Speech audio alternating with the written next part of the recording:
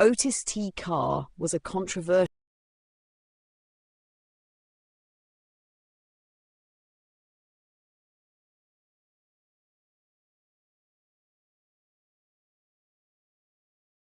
Otis T. Carr was a controversial figure in the 1950s and 60s, claiming to have developed a working anti-gravity spacecraft based on principles of free energy and flying saucer technology. He was a protege of Nikola Tesla, at least that's what he claimed, but there's no solid evidence Tesla actually mentored him.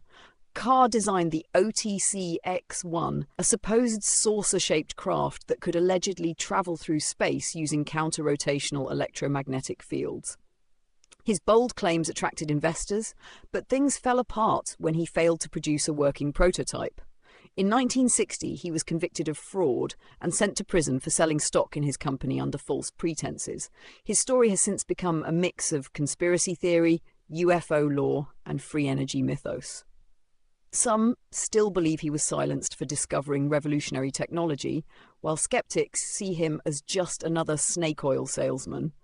Either way, he remains an intriguing figure in the history of fringe science.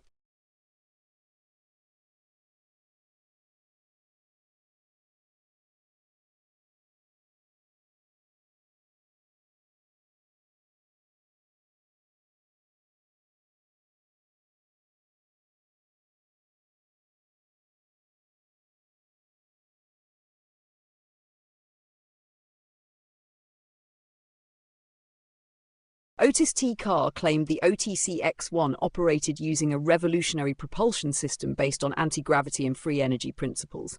He described it as an electromagnetic flux field generator that supposedly harnessed rotational motion and Tesla-inspired energy concepts. The saucer-shaped craft featured a central neutron electric accumulator, a unique star-shaped device that he said could generate limitless energy by tapping into natural electromagnetic fields. The craft was designed with two counter-rotating disks, allegedly creating a self-sustaining energy loop that would allow it to lift off, hover, and even achieve faster-than-light travel. Carr also spoke of an artificial gravity field inside the ship that would allow passengers to remain unaffected by acceleration forces. However, no functional prototype was ever demonstrated, and mainstream scientists dismissed his theories as pseudoscience. His claims, while fascinating, lacked experimental proof and were ultimately overshadowed by his fraud conviction. Today, the OTC-X1 remains a legend in UFO and free energy circles, with some believing Carr was silenced for discovering hidden technology.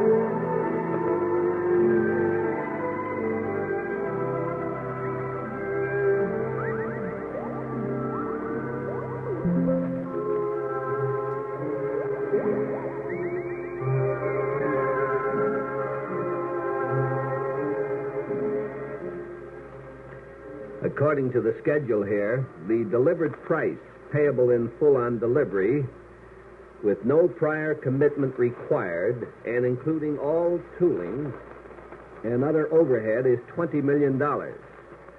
Additional identical units on same schedule for $4 million each. That's a lot of money. My name is Long John. We call this the party line.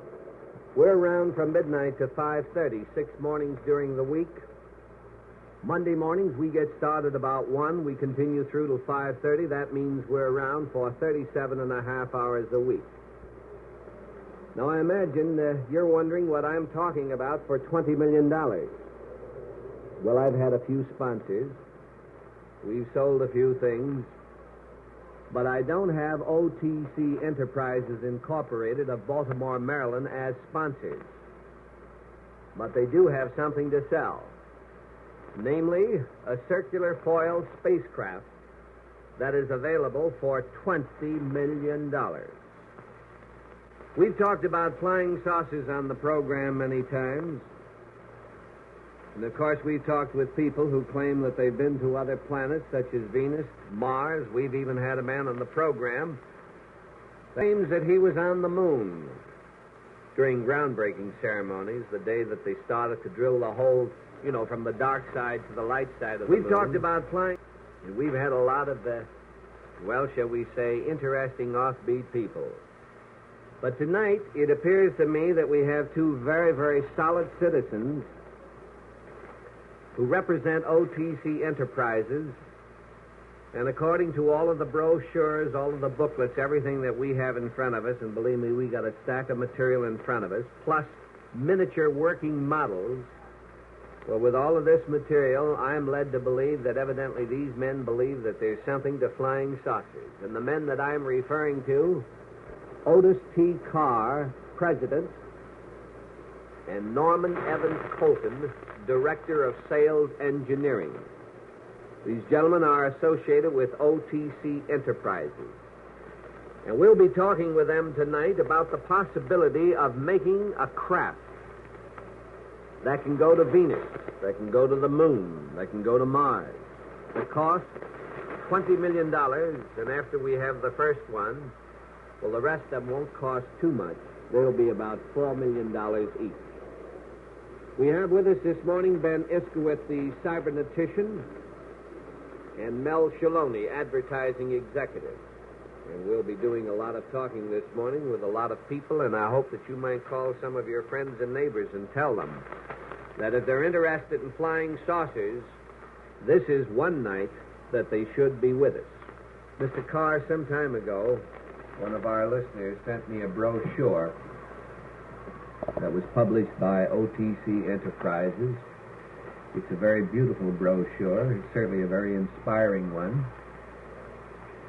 And when I read this offer about a spacecraft that would be made available for $20 million, I nearly flipped.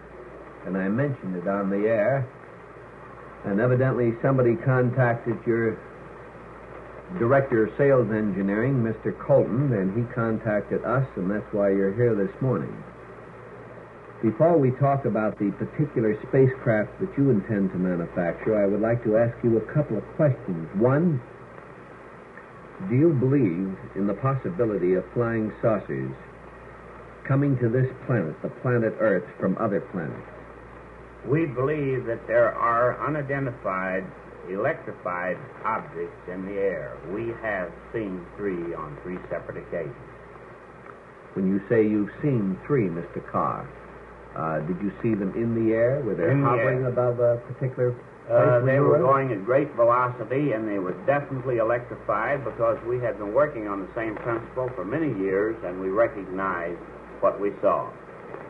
Well, when you say electrified, what other type of, if we may use the word saucers this morning, because most of our listeners understand that, what other type of saucers could there be other than electrified? Would they be gas-driven or something, sir? There could be if we follow principles now known within our atmosphere. There are many manners in which a circular craft could be used, such as the Hiller principle and jet on the areas of the close to the foil, the leading edge. But in the instance of those the 3 different ones which we saw in 1951 and 52 were definitely electrical, and they were very close to what we had already designed. I think you said the Hillier system? That's right. Any system of circular rotation that can use a motive power, such as jet propulsion, would make an airborne crash. In what way is your invention different from the unidentified flying objects which you have seen? Well, we do not, naturally, not having been able to examine the objects we saw due to their great velocity, we can't say with certainty that they are similar to ours, but the principle we feel is the same. Our design utilizes gravity, electromagnetism, and electromotive force in a relative field to get its functional operation. I haven't understood a single word of your last sentence. Without getting, without getting it all technical, Right. could you sort of make it a little bit easier? We will use this statement that we use an electrified center. It's a center power core. Now, this is what we call an accumulator. In a vernacular sense, it is a battery. It is a storage cell, an accumulation of storage cells, which provide electromotive force in the same manner that any known battery produces electromotive force. Is that what you're holding in your hand now? That's right. This is what we're holding. Could you in our describe hand. it to the listening audience? This is a dimensional product. It is designed with the dimensions of space itself in mind. And we say that it is truly the geometric form of space because it is completely round and completely square. Now, in this, surfaces are all round. But when we show it this way, the surfaces are square. It has been proven in scientific laboratory that the very smallest units of matter ever photographed under an electron microscope are square in shape. This has only been found out within the past couple of months. We have known it for years and applied this principle into an electrified system. This is the center power core of our space vehicle. Now, what makes this different and unique and novel from a battery is the fact that this is a piece of moving machinery. It rotates.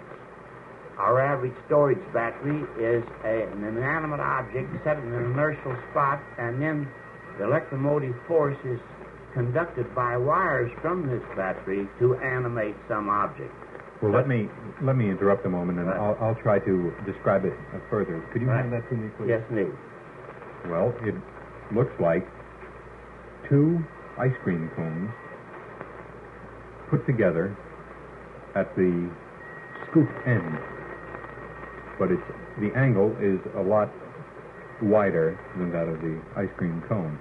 There are a series of ridges. They look like places for gears to fit in. Is that correct? No, those are, in a sense, turbine principles. They're reactor channels. And where there is atmosphere, flow of air there aids in rotation. Well, then this is one of the components of the drive. This is the battery. This is the center power core.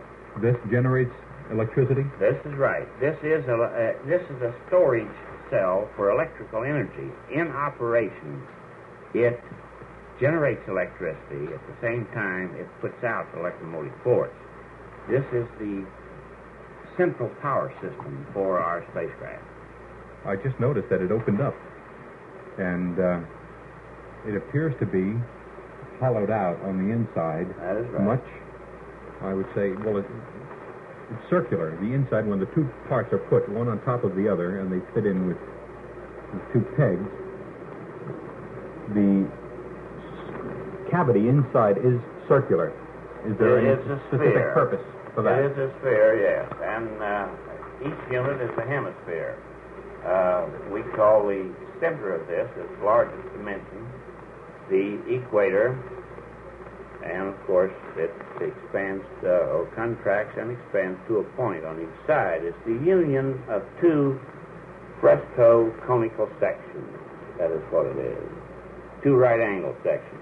And we say that it is the dimensions of space, and we have shown how this comes about. I'll leave the more technical aspects to Ben, whose background would fit him much better to ask these questions.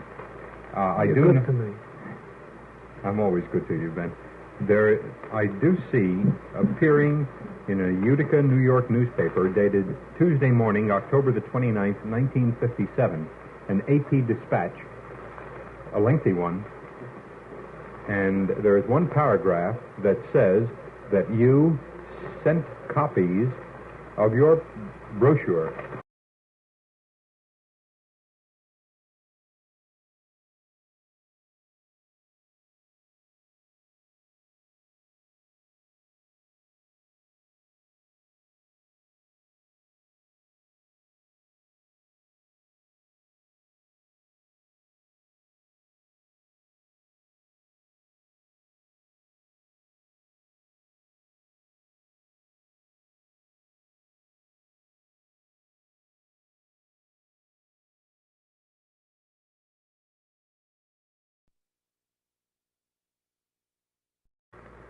We've talked about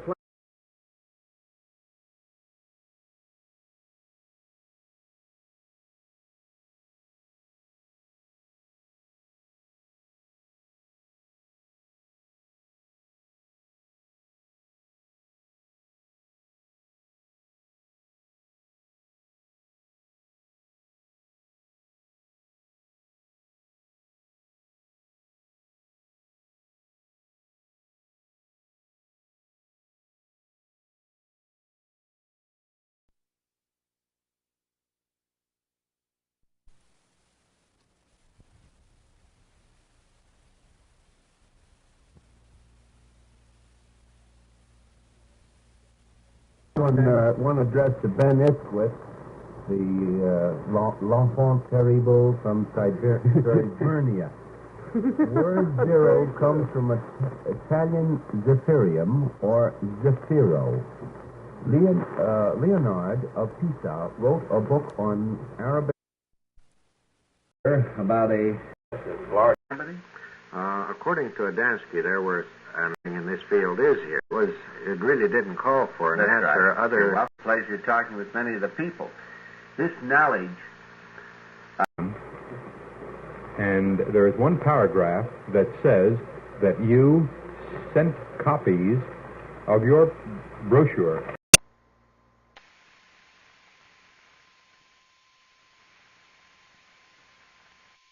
You mentioned that his story is similar to the story that we've heard from other people who have claimed physical contact. This is not too difficult to tell a story. I have never had a physical contact. I have never seen anything, and I'm a non-believer. But I think that at the present moment, I am more than qualified to also tell a great story that would not only be similar, it would be identical to all of the other stories, because I've read many of the books. I've had the pleasure of talking with many of the people. This knowledge is not enjoyed by just a handful of people. This knowledge is common knowledge to the public in general today. I think that the only knowledge that evidently is not made available to the general public is the manner in which you should first orient yourself before you try to attempt to receive telepathic communication.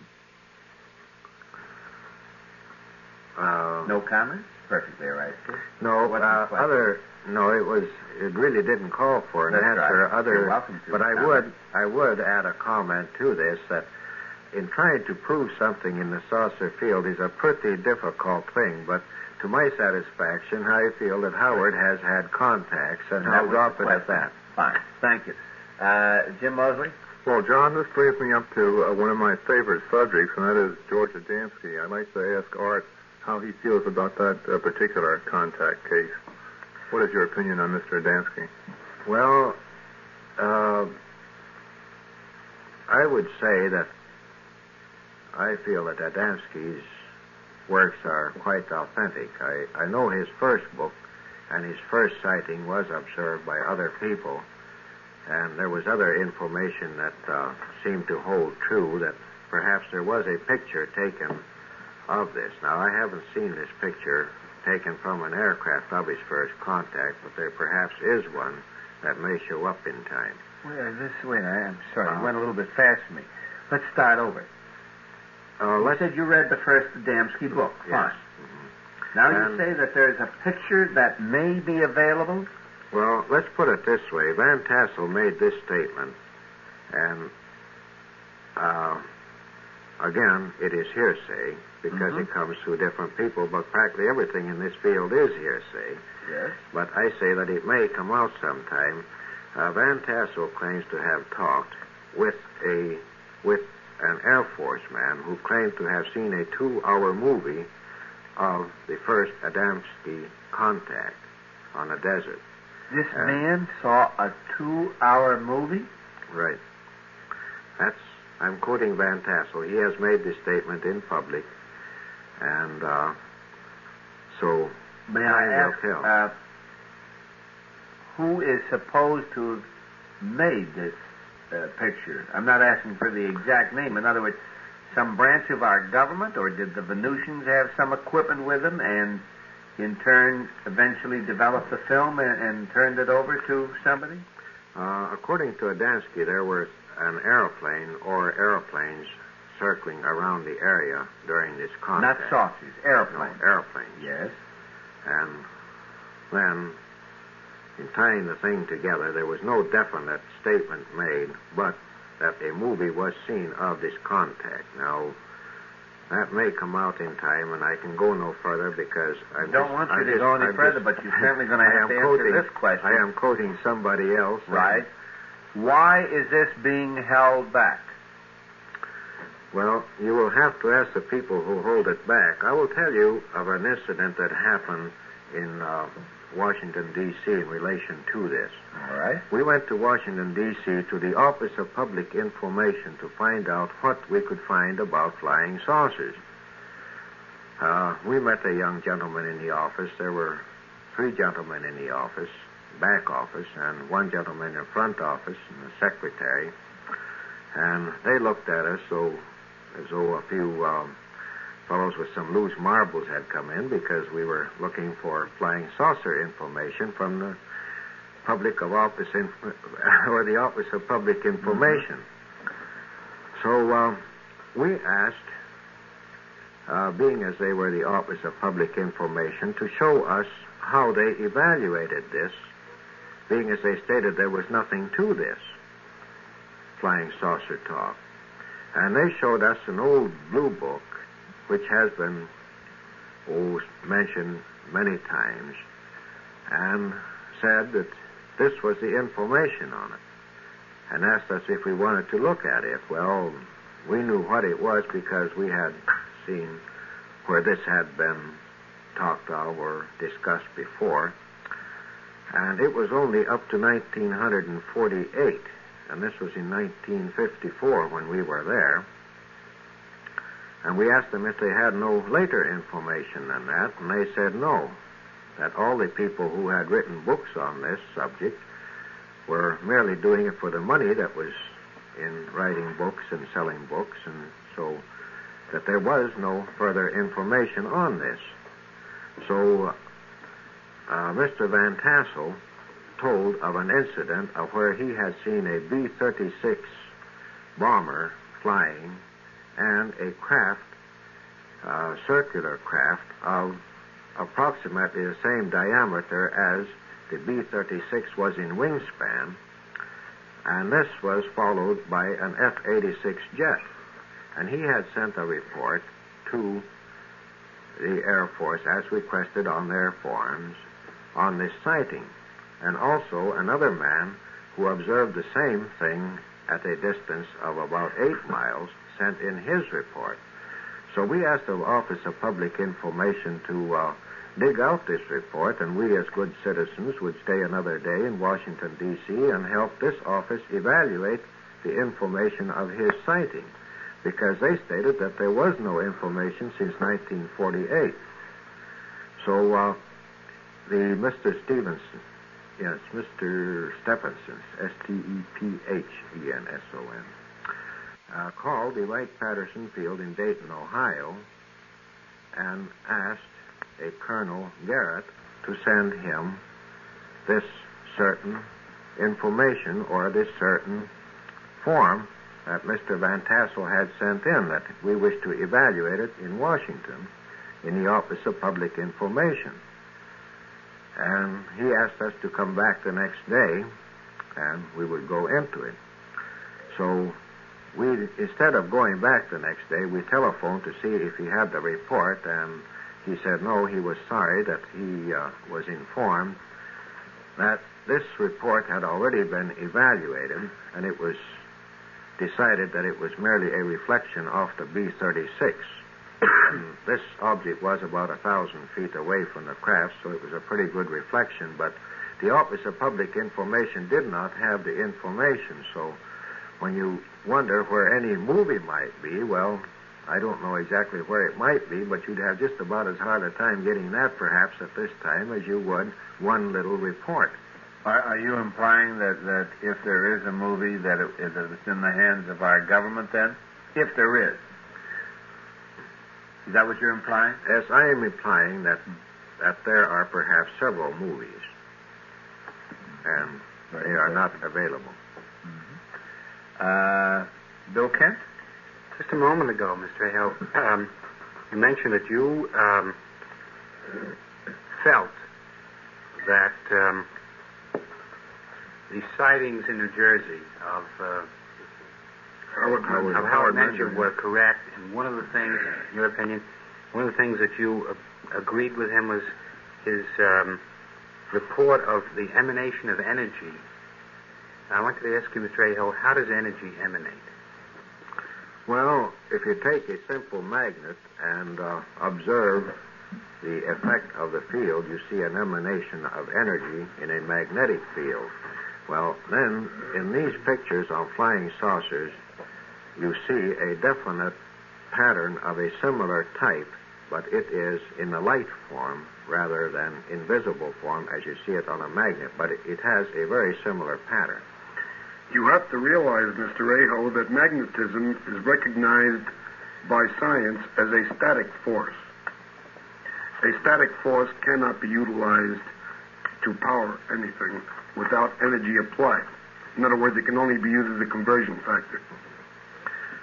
Yes, but again, if you evaluate a magnet from the standpoint of science, you also find the statement that this is what a magnet does, but we do not know why it does it. I have an interesting discussion on that. I have presented this. I have attempted to find out why a magnet is a magnet, and I have gone quite a ways in that, and I will have further information on it as we do further research. But those questions, because of flying saucers, perhaps will be answered very shortly, and it may change many of our basic laws in electronics. You made a statement before in reference to the Howard Mencher photographs and in reference to emanation, and then later on you came out at the end of a sentence with the statement, have not been propelled by the method they are. Now, that's a definite statement. In other words, by saying the method they are, you are stating actually, in fact, that you know the method these objects are propelled by. Do you, Mr. Ayo? Within certain limits, yes. Have you any evidence to substantiate your particular claim? Yes, I try to bring that out in my lectures to a certain degree, but there's still a lot of unanswered questions, but there is a pattern that is holding true. So we must assume, as we do in any other research, that you start at a certain point and you say, well, perhaps this is so. So within certain limits, I could say that I perhaps... You realize, of course, that the rules of experiment do not allow for assumption. Correct. if that statement was made in exactly that term, that I know exactly how they are propelled, why, I will withdraw it, because if I did know exactly, I would be building one right now instead of sitting here talking. All right, I'll accept that. Well, getting back to George Adamski for a moment, I wonder if you realize that a man named Gerald Baker has contradicted most of what Adamski says in his first book. Are you familiar with Mr. Baker's statements? No, I am not. Well, I have brought all this out in my magazine, of course. Briefly, Baker says that the whole desert contact was pre-planned. He says that the photograph in the Adamski book, which Baker was said to have taken, he didn't actually take. It was taken by Adamski himself. And he brings out several very important points, which would take quite a while to go into. The point is that several of the people who were on the desert with Adamski, as well as Mr. Baker, no longer stick by the stories they told at the time. They contradict the evidence given by Mr. Adamski and throw the whole sighting into doubt. Have you anything to say on this point? It's a very important sighting, as you know. Yes, I would stick with Adamski because, well, I have met the man personally and I have talked with him. Well, I have too. I've interviewed him. I do not feel that he was making up the story that he was telling. Yet you have several men who disagree with him. It's only his word against, I'd say, three of his different witnesses who now contradict portions of his book. Well, man's strength is actually in his opposition, and regardless what you do, even if you wanted to build a hospital, you would find opposing forces to building a hospital. So we find opposition in all fields, so we will find diversified opinions also. Arthur Aho, in talking about the Howard Menger story, you seem to lend credence and authenticity to the fact that he has told his story the same way so many times. Isn't it true that if a man had studied a prepared script and memorized it verbatim, that he would repeat it time after time the same way, and it need not lead credence to anything, nor need it or authenticate the fact that what he says is true? Well, perhaps so, yes, but if you look at a certain pattern, I would say, that is behind the whole scene, if that holds true, well, perhaps it is more of a proof. You take the Adamski pictures, for instance. Well, let me explain just how I mean this. If a man had committed a crime and he were preparing a story which he would present to the police, he would take great pains in studying the lie that he is going to perpetrate so that he can get away with this crime. Would you lend credence and authenticity to his story merely because he can repeat it time after time, even though we know the man had committed the crime? Morris, would you say because a man repeats a story in the same way and believes in it sincerely, therefore he's telling a lie?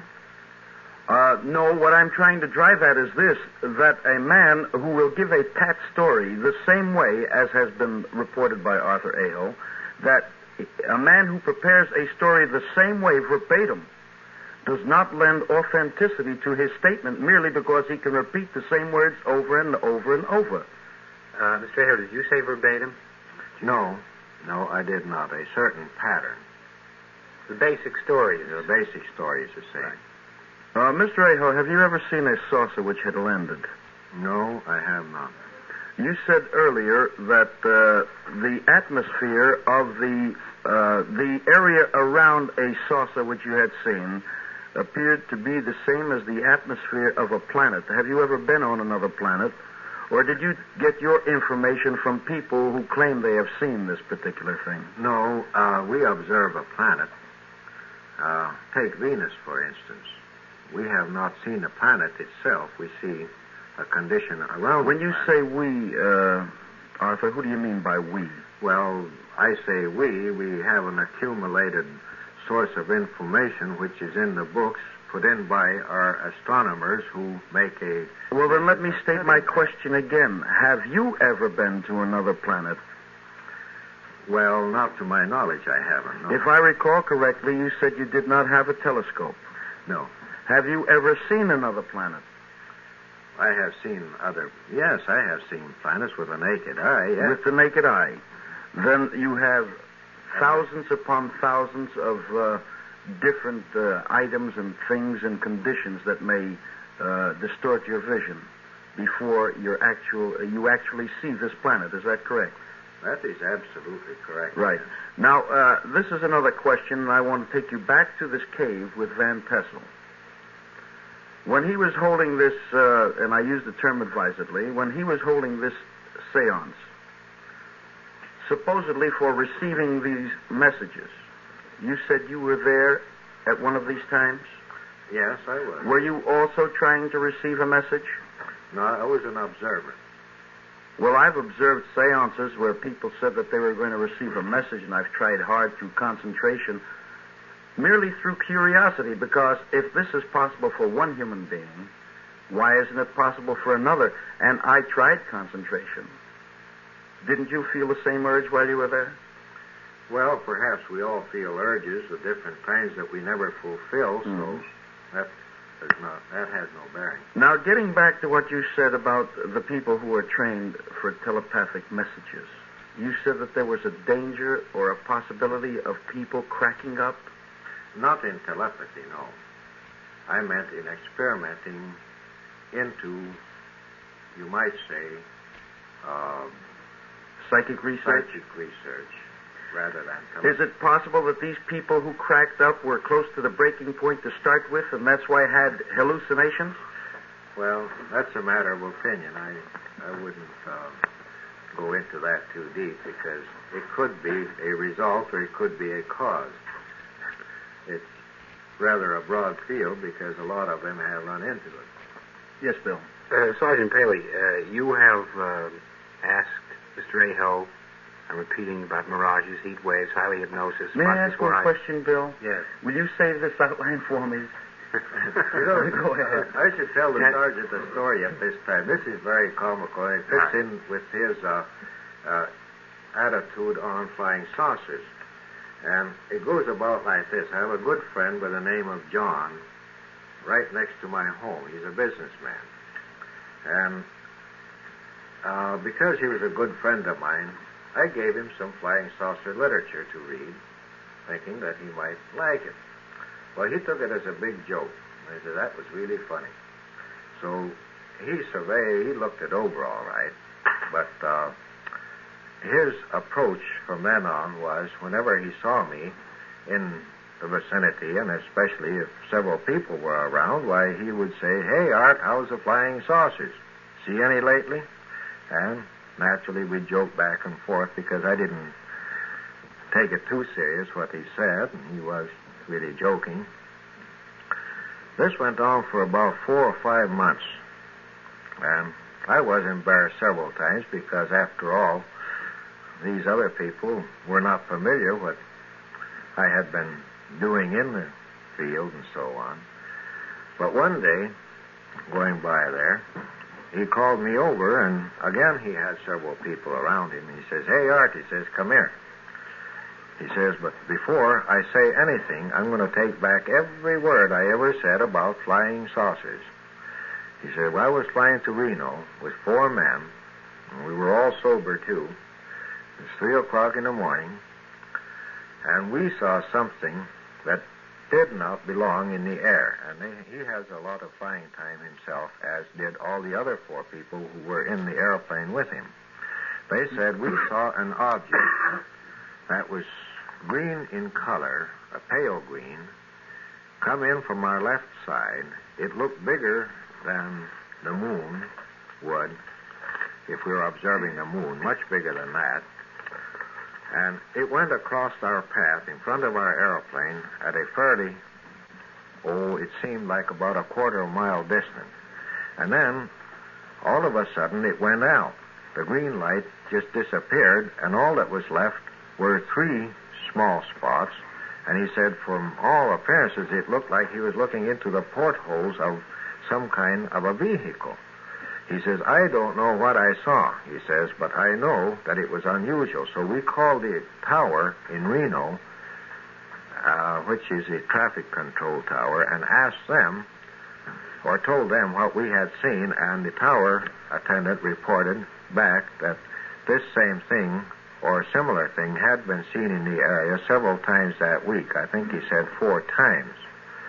So he ended up telling me that he did not know what he saw, but if somebody ever talked about flying saucers again, he was not going to laugh because he had changed his mind completely. This is WOR Radio, your station in New York, and this is Long John with the Party Line. We're around from midnight to 5:30, 6 mornings during the week. During that time, we have the pleasure of talking with many interesting people.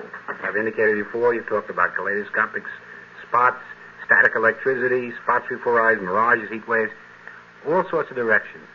Now, Sergeant Paley, specifically, what do you disagree with in Mr. Ayo's story, and why? I haven't disagreed with his story. I disagree with parts of his story. Now, many times on this program, I have stated that I don't disagree with the saucer story. As a matter of fact, I think at some time past, I gave John a magazine in which it showed a picture of the Navy's flying saucer built in 1946, capable of doing 475 miles an hour. I have tried to justify Howard Menger's story in that what he possibly saw was one of the experimental government crafts that landed there for repairs, gave him a diversionary story about being from outer space merely to confuse him. And then once having established that point, used it as a stopgap from one point to another. I don't disagree with saucer stories. I don't believe contact stories. And when I hear these stories where people tell me that they have a hazy photograph, or that they see the pawnbroker symbol in the air, and now the latest one is that we have an envious pawnbroker because his lights were green. I want more proof. Mr. Sergeant Paley, I'm sorry. Let me ask you a question. If you believe in flying saucers, why should it be so difficult to buy a contact story? Unless you don't believe that the saucers are controlled by some intelligence, why should it be difficult to believe that there is somebody in them, Venusians, Martians, people from planet Clarion, that's a planet that's not in our solar system, it's behind the moon.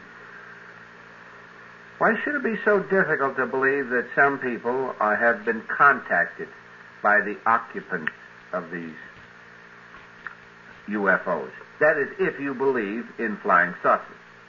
I believe in flying saucers to the extent that we do have intelligence operating them.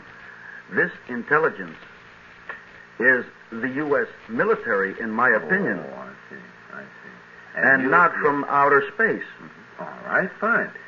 Now, in other words, what you are saying, Sergeant, is that the United States government, since at least 1947, we'll forget about the fact that there's been people on the program who have told us that flying saucers, or that unusual phenomena is mentioned in the Bible, and some people like to tie it up with flying saucers.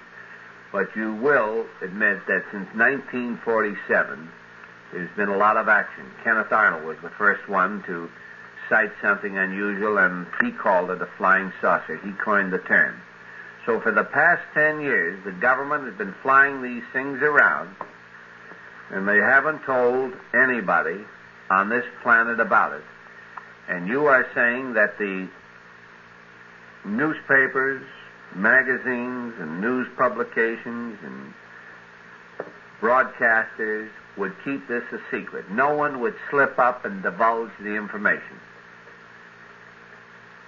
I am saying that it is a possibility that the newspapers do not have the information.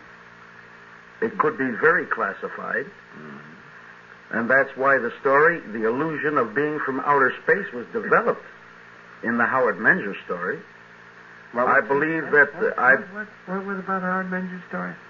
Well, Howard Menger claims to have had a contact. Yes. That they landed in his orchard. Mm-hmm. I believe that it was an American-made craft, an earthbound craft.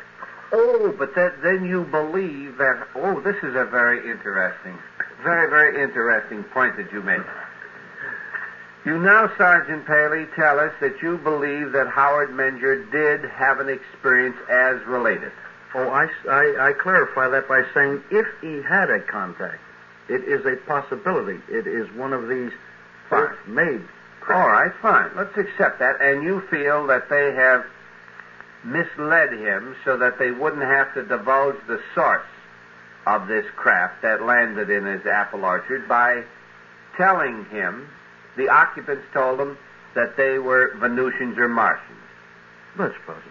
That's All the right. possibility I Fine. stated. All right. Now, let's accept that momentarily. Let's go a step further. You've seen the Howard Menger pictures, haven't you? I've seen pictures that they said were the Howard Menger pictures.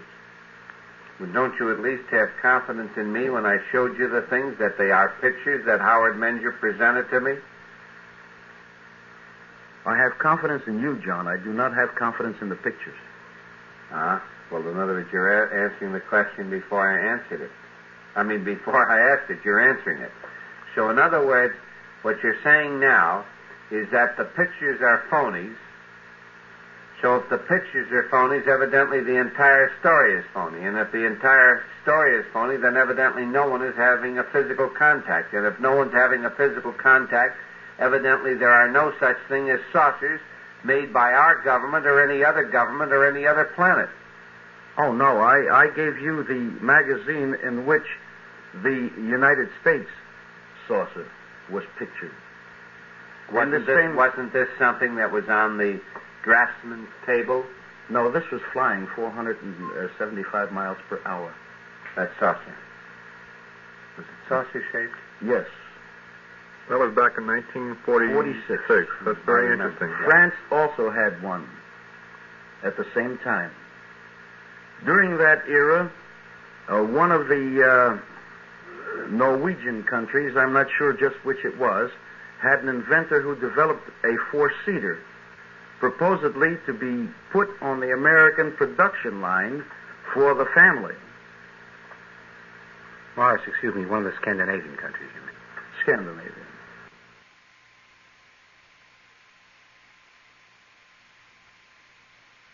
Stay in.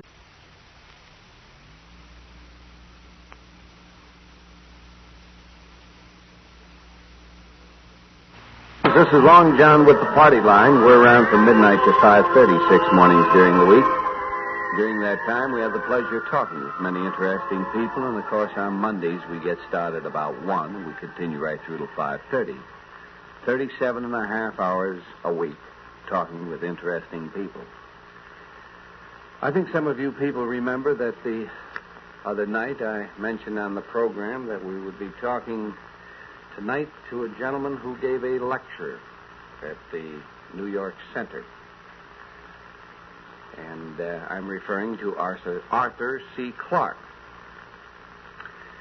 Mr. Clarke is one of the world's foremost authorities on the subject of spaceflight. Mr. Clarke is a fellow of the Royal Astronomical Society, and for 5 years was chairman of the British Interplanetary Society. He is a well-known author, and among his books are the following: Exploration of Space, Interplanetary Flight, Childhood's End, Against the Fall of Night, and Sands of Mars. I frankly do not know what Mr. Clarke's opinions may be as far as flying saucers are concerned, but I feel very confident that before we reach the hour of 5:30 that we'll know. And, of course, our good friend Cortland Hastings is with us this morning. And Charles Leadham. Mr. Leadham is an author as well as a TV producer. The gentleman who I think will be of great interest to us tonight, as well as Mr. Clark, is a gentleman by the name of Major Wayne S. Aho. Mr. Aho was on the program a few months ago, and I would like to mention at this time that Major Aho and Cortland Hastings will be giving a lecture at the New York Center Thursday, February 6th at 8 p.m. The address is 227 West 46th Street in the city of New York. Subject: what can you do about flying saucers? Now, Court has been on the program many times. The Major's been with us once before, and no doubt many of our listeners who are interested in the subject of flying saucers will certainly want to attend that lecture. Again, let me remind you, it's Thursday, February 6th at 8 p.m., New York Center, 227 West 46th Street. Major Aho is going to give us some of his opinions tonight about flying saucers. And he also is going to give us the official statement of Major Donald E. Kehoe.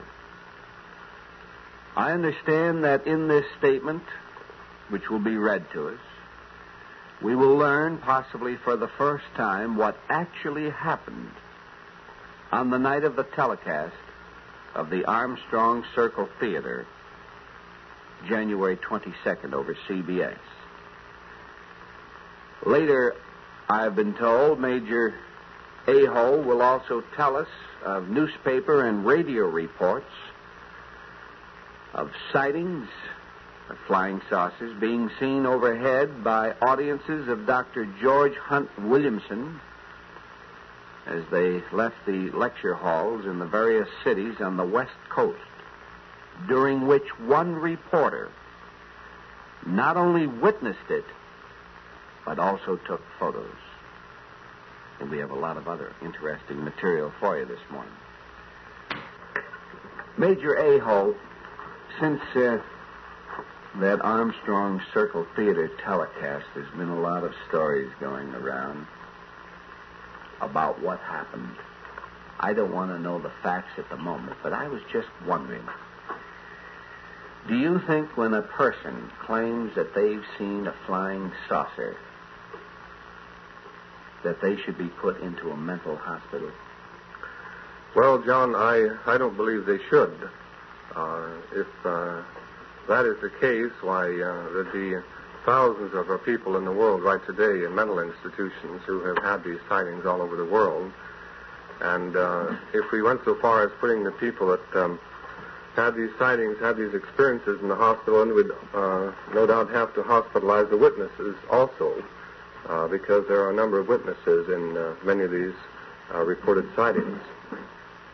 That is something that I would just like to discuss at some length later this evening, and discuss the very interesting case of Reinhold Schmidt in Kearney, Nebraska, and bring to light everything that has happened up until now. Do you believe the Schmidt story? Well, let's put it this way, John. I wasn't there. I wasn't a witness, but I believe that the man's story has possibilities. And if his statement can be borne out that there were 3 or 4 other witnesses that saw this same ship, and the fact that these reported landings, these reports came from many parts of the nation. I have with me some news this evening about a similar type of landing story from Long Beach, California. And when you add that to the Loveland, Texas incidents, and White Sands, New Mexico, and Nashville, Tennessee, and the fact that these are all occurring about the same day with no relationships between them. The parties did not know each other, and they occurred almost simultaneously. Then we should begin to consider that perhaps the Reinhold Schmidt story did have some merit. And just because you've heard a lot of other stories, Major Aho, you feel that there's a possibility that the Schmidt story is true? Well, John, I have received several letters from Reinhold Schmidt. I am aware that that right today he's back at the scene of operations. Many people know that he was sent to a mental institution in Hastings, Nebraska, which I think we should discuss at some length when you want to go into that part of the program. He's out, though, now. He's out, and he claims to have passed every test he demanded, according to his letter, every test they could give him, and he passed these tests. And the same company that had sent him originally to Kearney, Nebraska as a grain buyer put him right back in Kearney, Nebraska, still in their employ. So certainly some people have faith in the man. I spoke the other day to the newscaster who's with the Mutual Broadcasting System in Kearney, Nebraska. Actually, he called me, and he was in the hotel room with Mr. Schmidt at the time. And he was under the impression that I had made an announcement that, as Schmidt heard through somebody else, that I had made an announcement on this program that I knew that there were witnesses to the story. Well, I hadn't said that. And evidently Mr. Schmidt had the idea that possibly I would know the names and addresses of these additional witnesses, alleged witnesses. And frankly, I do not know them. I know nothing about it. Court? Yeah, I wanted to add one small addendum there, John. I understand that What one size? of the... very short one. Thank you. One of the eminent citizens of that town was a witness to this very thing. But because of the ridicule which was heaped upon it, and the great amount of censure and opprobrium, he considered it much better for the safety of his own skin and the safety of his own reputation to remain incognito. But he told individuals that he had seen it, but refused to let his name be used. I don't want to know the source of your information, but may I just ask you this. Is this hearsay? Probably not. I wasn't there either, John, so I can't say, but I would say the source was quite reliable. Well, before we get into our discussion with the other guests this morning, let me take a moment to talk about this offer. You heard the statement that was made by Major Aho a moment ago. And I was just wondering, as an astronomer, and also I understand that you were 5 years chairman of the British Interplanetary Society. I think with that background, you possibly have some opinion about the possibility of saucers being interplanetary. Yes, I think it's only a matter of time before we're visited from space. In fact, I had an article in Harper's Magazine about 3 or 4 months ago called Where's Everybody, which was on this very theme. There are at least 100,000 million suns in this one universe of ours, and we're probably a pretty backward section of it. And we've only been civilized, if we are civilized, for a very short period of time. I'm sure there'll be thousands of civilizations out there among the stars with very much higher standards than ours, and they have space travel and interstellar travel. So it's certainly only a matter of time before we're visited. Now, when you say, Mr. Clark, it's only a matter of time, are you implying that possibly they haven't arrived here as yet? I should think it's very probable they've arrived scores of times in the past. Mm-hmm. And it's even possible they've arrived in historic time. I mean, since there's been men who've recorded these things. I mean, some of Charles Fort's accounts are very hard to explain any other way except the arrival of spaceships in the Earth's atmosphere. But I don't think they're arriving now.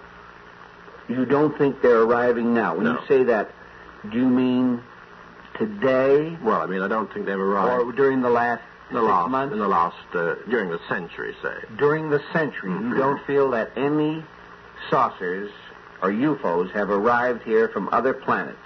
Of course, I can't prove this, but it's my feeling that they haven't arrived. I mean, on the basis of all the evidence that If you feel that they have arrived here from time to time from other planets, why is it that they have stopped during the past century? Well, I don't say they've stopped, but the problem is this. Suppose you have to conduct a survey of 100,000 million suns. You have only a limited number of survey ships. Well, at a very rough estimate, you could probably only survey any one system every few thousand or few million years. And I suggest that somewhere in some enormous central filing system there'll be a file on Earth with various interesting information about it, a few thousand years out of date, saying that this planet may be worth visiting in, say, what might be the year 5000 AD to us. And they'll work around to us again sooner or later. I'm a little speechless at this time. Charles? Yes. Well, are you going home? I am going to go look for this file card, to tell you the truth. The thing that curiosifies me is this. Why must they have come, say, in Paleolithic times, and why couldn't it have been, 2 weeks ago last Monday that they brought the file card up to date? Well, it could be any time. I'm just pointing out the statistics of it. The Earth has been here for, let's say, 5 billion years. Take a nice round figure. Roughly 5 billion years. It's not 4 billion. Well, let's stick to 5. I like the nice round numbers. 5 billion.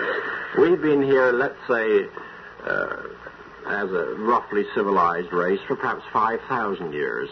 1 millionth of that total time. So that's why the chances of anything coming along in that period of time are fairly small.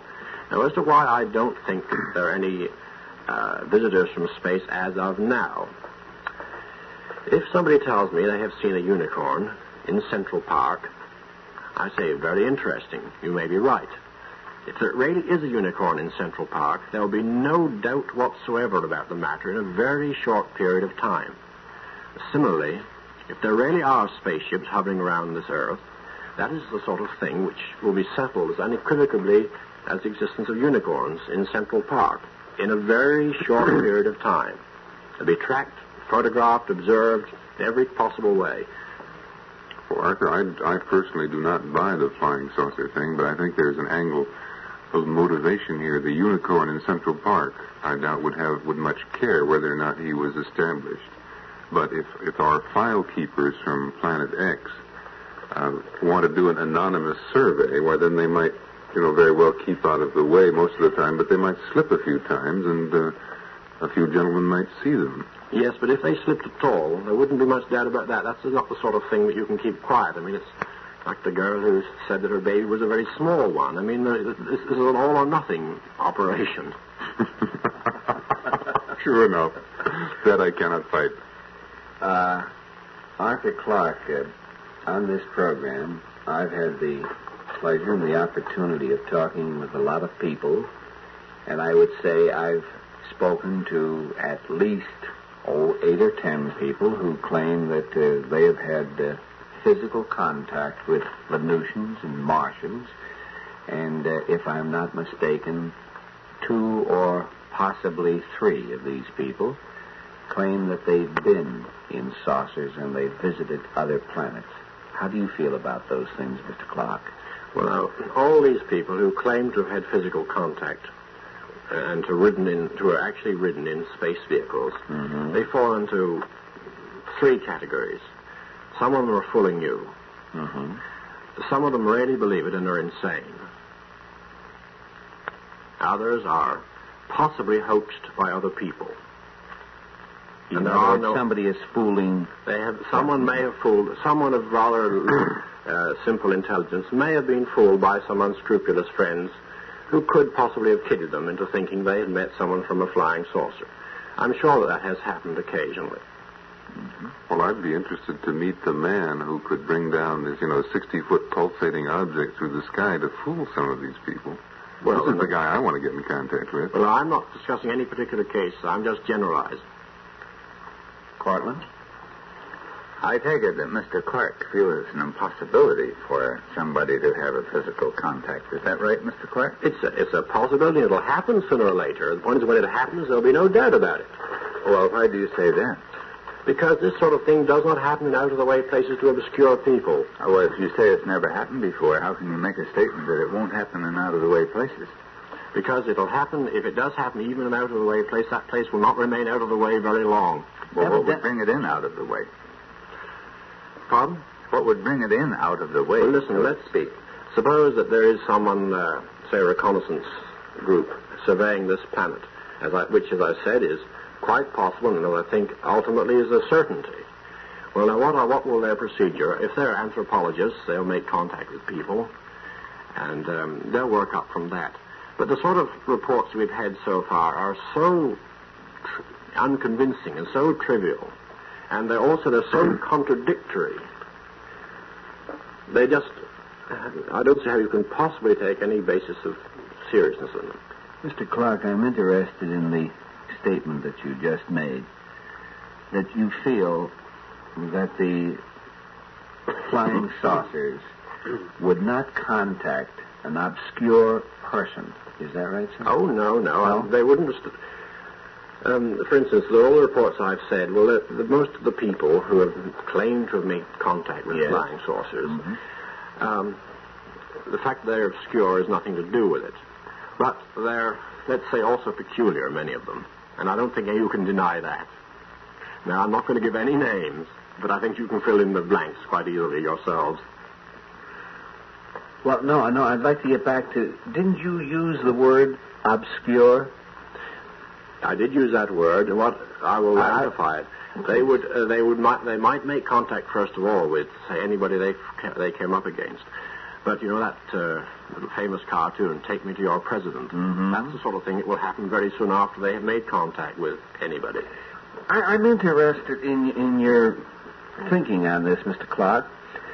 You made a statement a little while ago that you thought that possibly saucers or UFOs or spacecraft, that is interplanetary craft, had arrived on this planet, but possibly not for the past 100 years. Now, if this is true, and let us say that 150 years ago, some interplanetary craft landed on this planet and they accidentally contacted an obscure person, don't you think that that person would have taken the Venusians or the Martians to somebody of importance so that we would have a record of it in our history? I think that's very likely, and that is one of the best arguments against this happening in historic times. So you have fairly well convinced me that it hasn't happened for this reason. Your argument is a very sound one. So we might as well wrap it up for a night instead of play. No, that would be most disappointing. We can go back to, say, about 2000 B.C., and then what would have happened? It would have been lost. I mean, the whole historic... That's true. Well, the point is, it hasn't been, actually. Yes, but there's very little point in discussing these cases because you can never prove them one way or the other, the early cases. They can never be proved. You can argue around them till kingdom come. And there's no way that I can see, unless you make a time machine, of proving that really was an extraterrestrial contact. So we are really stuck with the modern sightings if we want to do anything. Mm-hmm. Cortland? As long as we're back to 2000 B.C., which is a rather interesting and round date. You like round figures? Sure. A friend of mine is an Egyptologist, and he's been doing quite a bit of study in that. And he says that in the Book of the Dead, there are numerous references to spaceships or machines from space. There is some reference to sun, and some people say that these are suns. But in the next paragraphs or so, it will be mentioned that these machines blot out the sun. And there are numerous references to the pharaohs going out to have conversations with these people as being those beings from outer space of greater wisdom than our own. Well, I mean, I could match dozens of these cases from... you can take things in the Bible. I mean, you can prove up thousands of cases, quite convincing, but you could not prove them, but you can build up some very interesting cases, but you can never prove them or disprove them. So, really, there's not much we can do on the matter. The thing that surprises me is that so much credence is attached to Egyptian mythology. Why not go into Norse mythology and talk about Valhalla and the ice gods and so forth as being, who knows, maybe frozen flying saucers? What is so much with Egypt in the Book of the Dead? This is what I don't understand. Well, some very good cases in Ceylonese mythology. I happen to live in Ceylon now, and there's cases in the sacred writings of Ceylon going back to about 500 B.C., where there are stories of flying machines and so on, which are quite convincing. Well, the Book of the Dead is an extremely important book. Happens to be one of the bases. That's why I was referred to. Court? I'd like to go back, however, to the point of actual contact here of much more contemporary nature than 2000 B.C. That is a little bit long. I would like to mention, or go back, say, to 1947, in which Army Air Force intelligence officers had been investigating reports of unidentified flying objects at very high speeds in various sections of the United States. And on September 23rd, in fact on July 8th, the Air Corps statement at the Pentagon is, and I quote, "We are investigating a flying disc report by Navy rocket engineer C.T. Zone and 3 other rocket scientists." Now, we assume that these rocket scientists would know a UFO from something with which they were familiar. And on September 23rd of 1947, the official analysis report from the Air Technical Intelligence Center, that's where we investigate these things, Mr. Clark, out at the Air Force Base in Dayton, Ohio, to General Hoyt Vandenberg, who incidentally was a friend of my superior and a very close one, commanding general at that time of the Army Air Corps, and I quote, "The reported phenomena are real," end quote. Now, there is no question there as to what they're thinking. Those words are incisive. I think there's a great deal of question as to what they're thinking. They say the reported phenomena are real, end quotes, and anything beyond that is what you read into it and is subject to a lot of question. They mean that they are real, that they are not anything that we have, Charles, and that they obviously are coming from outer space. Portland, how do you know what they mean? Because I am about to read 1948. Good. This is what I would like to know. You did that great. That was a good production. Thanks, Charles. You're a good end man here. You're a good middleman, too, Courtney. The Air Corps in 1948, July 24th, a statement by General George C. Kenney, who was at that time chief of the Strategic Air Command, after the so-called spaceship sighting by the pilots and a passenger of an Eastern Airlines plane, stated, "We're completely mystified. We have nothing remotely like the machine described. I wish we did," end quote. That doesn't mean that they're interplanetary, though, Clark. They may be from a foreign government. It doesn't even mean they're machines. It says all he said is we have nothing remotely like what was described by the witnesses, which means absolutely nothing to me. In August, the date was withheld, but a top-secret estimate of the situation by the Air Technical Intelligence Center, later declassified but never released, stated that flying saucers were interplanetary spaceships. What was that again? Flying saucers. Now, who said that? A top-secret estimate of the situation. This is a document. Do you realize... Declassified, but not released. Do you realize that recently, I think it was just today, they was declassified a document on the use of bows and arrows in warfare, which was classified by mistake, Mr. Hastings? A lot of this top-secret classified secret estimate, which may have been by a corporal, and a demented corporal at that, is not very impressive. I'm not trying to impress by whether it was classified or declassified. Oh, I see. Well, what is the impressive part? Never released. What is the impressive part of this statement? We've been leading up with my end man bit here for 5 minutes to this statement. Now, what is the impressive part of it? Well, I guess I don't speak good English. It said the flying saucers were interplanetary spaceships. And this, as far as I know, this was made by a demented corporal at Dayton, Ohio. Now, how do you know any different? No, it was made by a rather higher level than that. It was made by a number of quite competent authorities who had access to the information and who came to this conclusion, as I think many reasonable men would do, if their knowledge of atmospheric optics and natural phenomena was not complete. Then you're kind of go along with Dr. Menzel of Harvard. Oh, no, I don't go along entirely with him, but most of the confusion in this subject is caused by mixing up two entirely separate things. One, UFOs. I think UFOs probably exist. And the other, so-called flying saucers, which are or vehicles, definite vehicles, which are a totally different thing, and which don't exist. Flying saucers are different from UFOs, and according to your opinion, Mr. Clark, flying saucers do not exist, but there's a great possibility that UFOs do. I would say that there's a 99% possibility that UFOs do exist, and only a 1% possibility that flying saucers as interplanetary vehicles exist. Well, Mr. Clark, I wonder if you could tell me what a UFO is. Well, let me go back to, I'll be very glad to, let me go back to this report of these gentlemen who decided... The one that Cortland is talking about? Decided, in view of the fact, these reports and this evidence, that these things were really interplanetary vehicles. This is a conclusion I came to myself about that time as a result of these reports. And it wasn't until I'd seen about 6 UFOs myself that I realized they were not spaceships. The point is that there are far more fantastic things in the sky than anybody realizes, even a trained observer who spends a lot of time looking at the sky. And I don't see how anyone hearing all these reports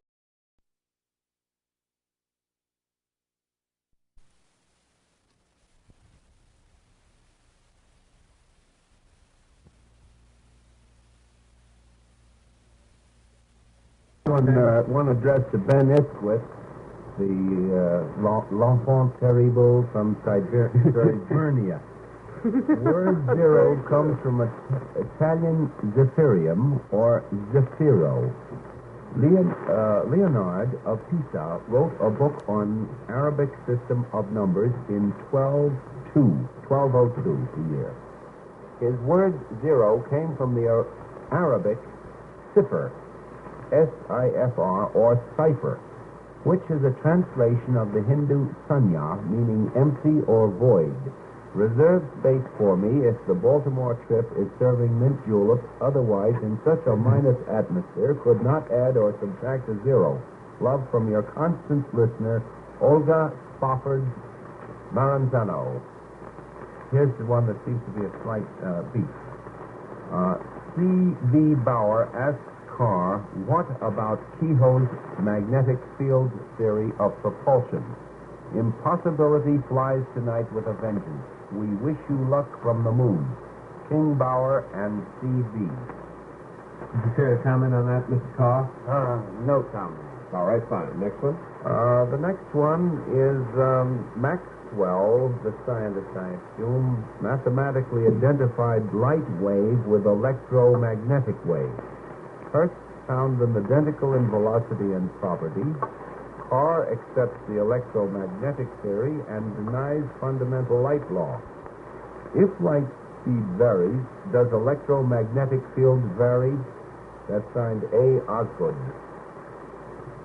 We were conjecturing about a system outside our own solar system. And this was conjectural.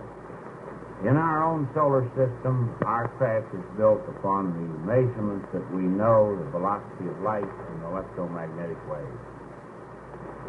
A little question, I was curious about this thing, that these revolving cones seem to pass over, it's again hard to describe, they seem to pass over like intricately revolving magnetic, copper wound coils, I should say. Do you supply any motive power to them? All of the energy comes from these two cones. This, in the vernacular, would be a battery. The big novelty here is that we have put a battery in motion. We have designed it according to accepted knowledge of the total dimensions of space matter, and we have activated it electrochemically, and then we use this electrochemical activation to activate the entire craft, after which We have motion as the feature of this accumulator, which in the vernacular is a battery. Ben Isquith. Mr. Carr, I wanted to ask you this. Mr. Osgood's telegram, I think, brought up a very important and perhaps even crucial point. Namely, it's quite true that James Clerk Maxwell demonstrated that light is electromagnetic radiation. Also, which was experimentally verified by Hertz, who actually laid the foundation for modern radio. Now, the speed of an electromagnetic radiation, such as radio waves, is also 186,000 miles per second. In other words, light and all forms of electromagnetic radiation is constant at the speed of 186,000 miles per second. Now, it's presuming, if it were possible, for your craft to travel faster than the speed of light, it could therefore travel faster than the speed of electromagnetic radiation. So once it exceeded the speed of 186,000 miles per second, you wouldn't be gaining all this energy from the electromagnetic radiation that you're generating, and wouldn't you fall rapidly downward? There's a continual falling in space, which in itself can bring velocity and also bring you to another system. No, I was thinking about this trip 1,000 miles up. Well, we qualified our answer there by stating that our craft was designed on the basic known principles of the velocity of light within our system and electromagnetic wave velocity. Now, we mentioned conjecturally that in other systems there could be different velocities, but we are not applying them to our craft. We don't identify them with our craft. Yeah, fine, but if you go faster than the speed of light... We didn't... Well, you said it was quite possible. I said in another system. All right, in any other system. Right. If you go into Altair 7, I mean, I don't care what system you use. Very possible. All right, say you're in Altair 7, and you're going faster than the speed of light. Now, if you're going faster than the speed of light, you're going faster than the speed of electromagnetic radiation. Therefore, you cannot absorb any energy from the electromagnetic motor that you're generating, because you're traveling faster than it's getting out. Relatively, we would not be able to go faster than this unless we were in a system that permitted it. In our system, of our solar system, our craft, as we have mentioned now 3 times, is designed on known principles. We conjectured about other systems. If we go beyond the velocity of light in other systems, then the conditions within this system would make it possible for us to continue to have power. Dave? Ben, you had gotten a little bit beyond where I was. You were going out at the speed of light and had already gotten to Altair 7. I'm still down here on Earth, and I'm not traveling very fast. Let's assume, Mr. Carr, that this vehicle, I presume you'd call it a vehicle, is at rest. What is it that originally overcomes the inertia of this rotor and starts the rotor to moving? The electromagnetic force that was stored in the energy of the neutron electrical accumulator, which in the vernacular is a battery. Now, the neutron accumulator is these cones that have apexes inverted to each other with the bases together. That's true. Now, I know of batteries such as the zinc-carbon battery with the sal ammoniac material in between them. I know of the mercury battery and various types of storage batteries, such as the nickel-cadmium cell and the lead sulfuric acid cell. Does this come within the scope of any of those? Yes, it does, and we can use any of the principles that you mentioned. What we have here is tremendous size in comparison to other batteries. Therefore, an accumulation of cells, it's very easy to put 1,000 2-volt cells inside this one unit as we see it externally. and have it function very well. In the plan of our 45-foot craft, we plan to have a 12,000-volt battery, which will expend an electromotive force of 12,000 volts to energize the electromagnets and the capacitor plates, and the regenerated coils in turn will put back into the battery in this system the same amount of voltage going out until there is a breakdown of electrochemicals and then, of course, a wear out of your system. But it could last as long as our average storage battery in an automobile. Then in order to start the rotor off originally, it would be necessary to cause a flow of electricity through one set of the coils. That's true. Is there any magnetic force in the other set of coils at this particular point? They are individually operate by circuit breakers, and the first motion begins to start a repetition the same as we have in a motor that has, the opposite of the commutator, which is accumulation of contact points wherein each coil is energized as the current flows through this coil. Then this starts the motion, and then the repetition of this motion brings the whole motor into phase. In the same sense, our accumulator and the magnets become speeded up, and the circuits are made and broken as they rotate. Now, when this is resting on when the entire craft is resting on the ground,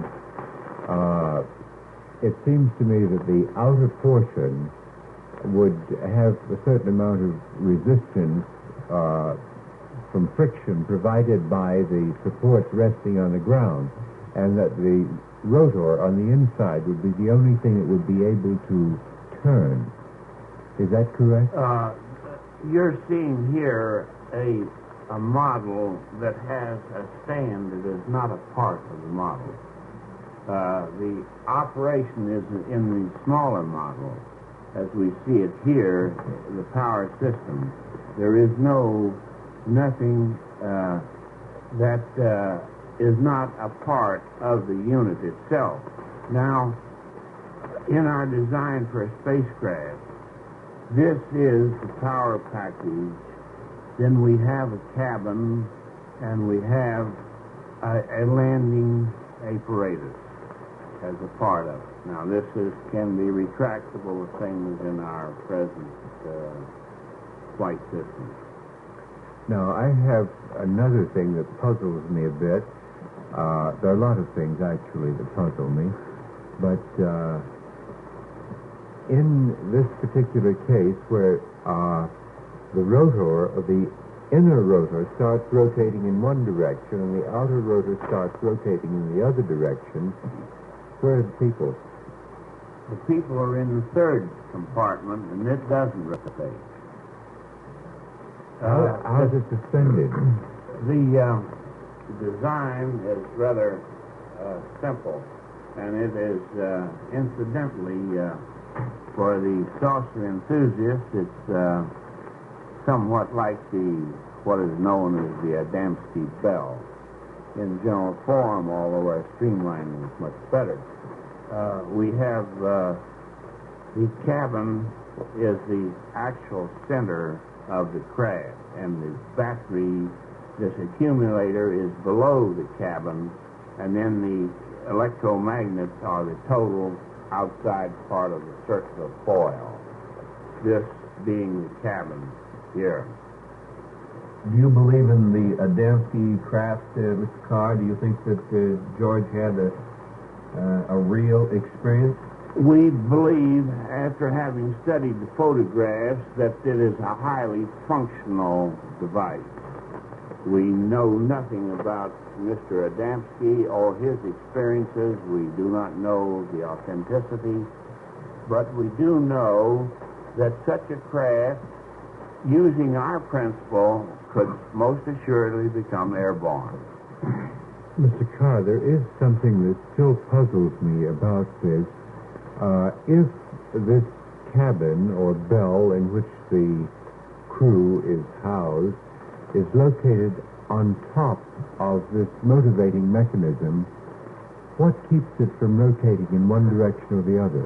The shaft of the accumulator goes through the cabin, and there is a bearing.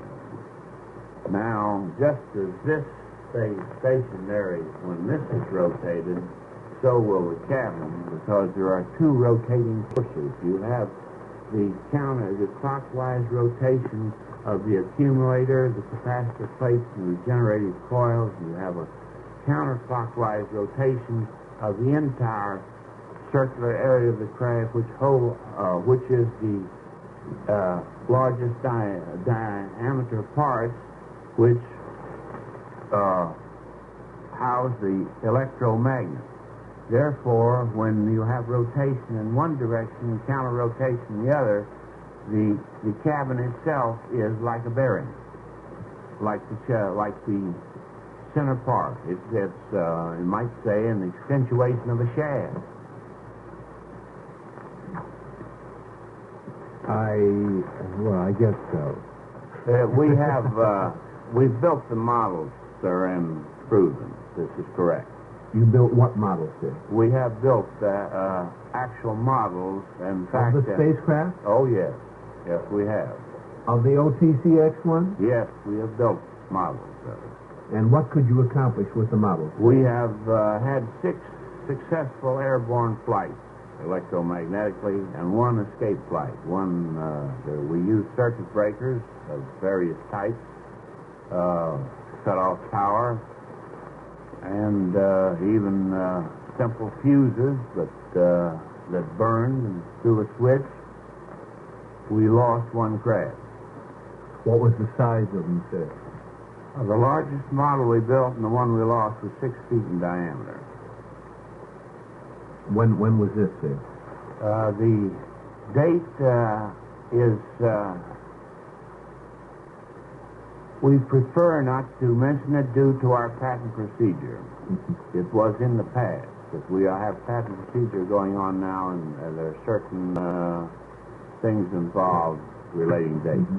I was just wondering, Mr. Carr, and I sincerely hope you don't mind our frank line of questioning. I notice in this beautiful brochure that has been presented to me by the OTC Enterprises that you constantly talk about a Corotto gravity motor. Have I pronounced that correctly, sir? Corotto. Yes. Corotto. Right. Gravity motor.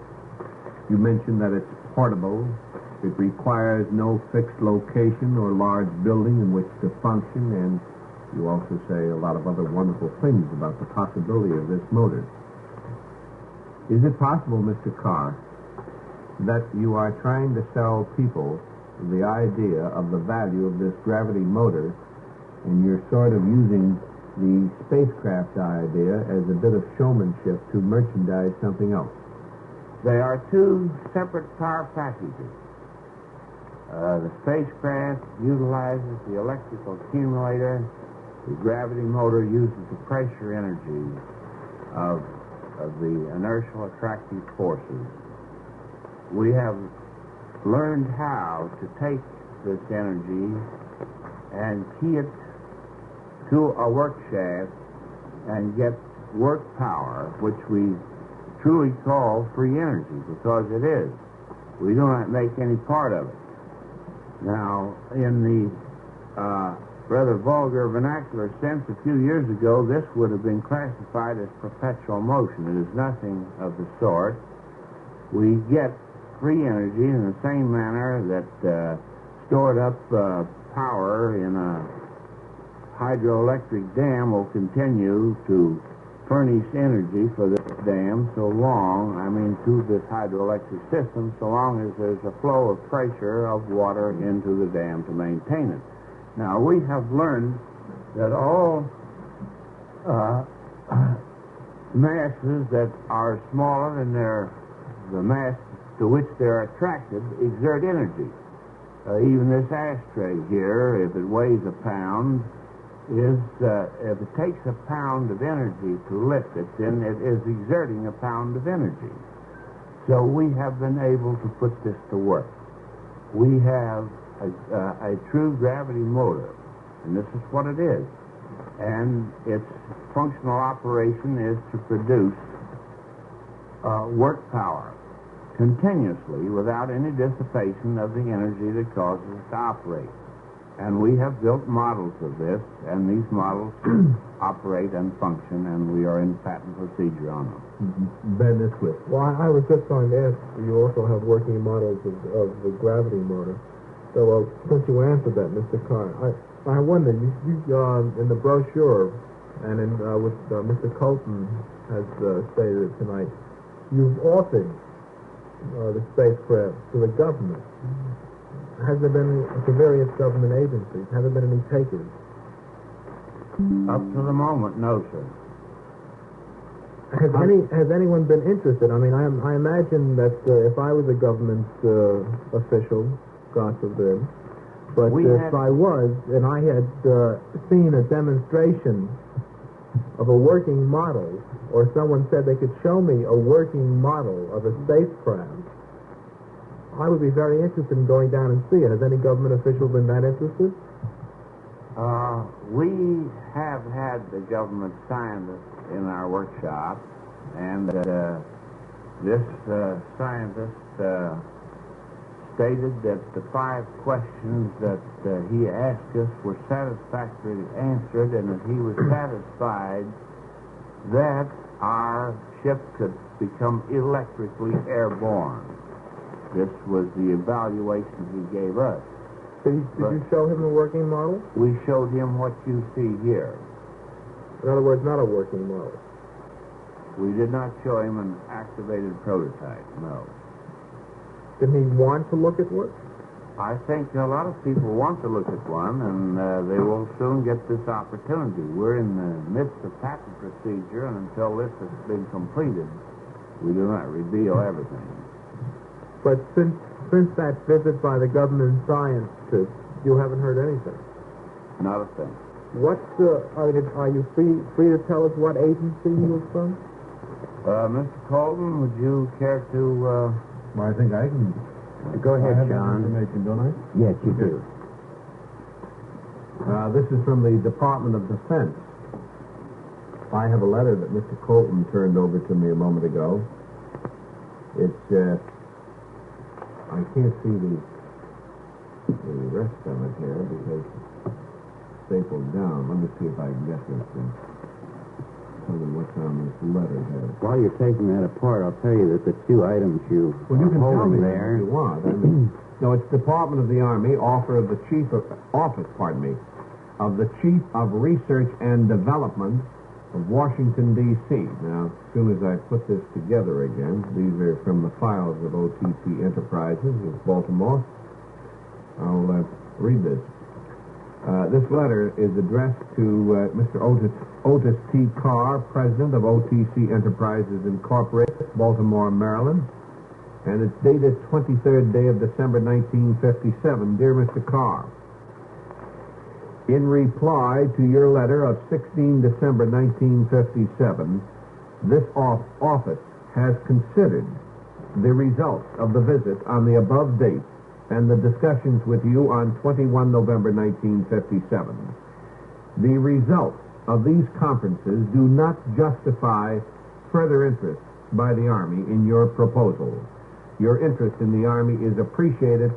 Sincerely, John A. Ord, Colonel and the Chief of the Research Division Office, Chief of R&D. This is not quite clear to me, Mr. Carr. In Mr. Ord's first paragraph, he mentions about a visit. Did he visit your plant in Baltimore? There were a group of government officials, including a scientist, that came to your plant in Baltimore. That is right. Could you give us any idea of the size of your plant in Baltimore? Well, this is really a field office. It's not a plant. Mm-hmm. And we have a workshop there. We maintain our offices for our corporate structure and so forth are all maintained, and all our records are in this field office. Well, now, where are these model spacecrafts? Where are they built, sir? We have built these in our own private laboratory in the past. And where is that located? The only workshop we have at the moment is at our present address.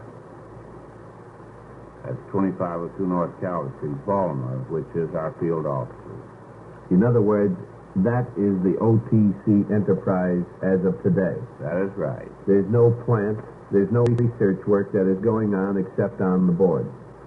You have seen the projection, the architect's preliminary plan. Yes, we have. Of the research institutes that we plan to build.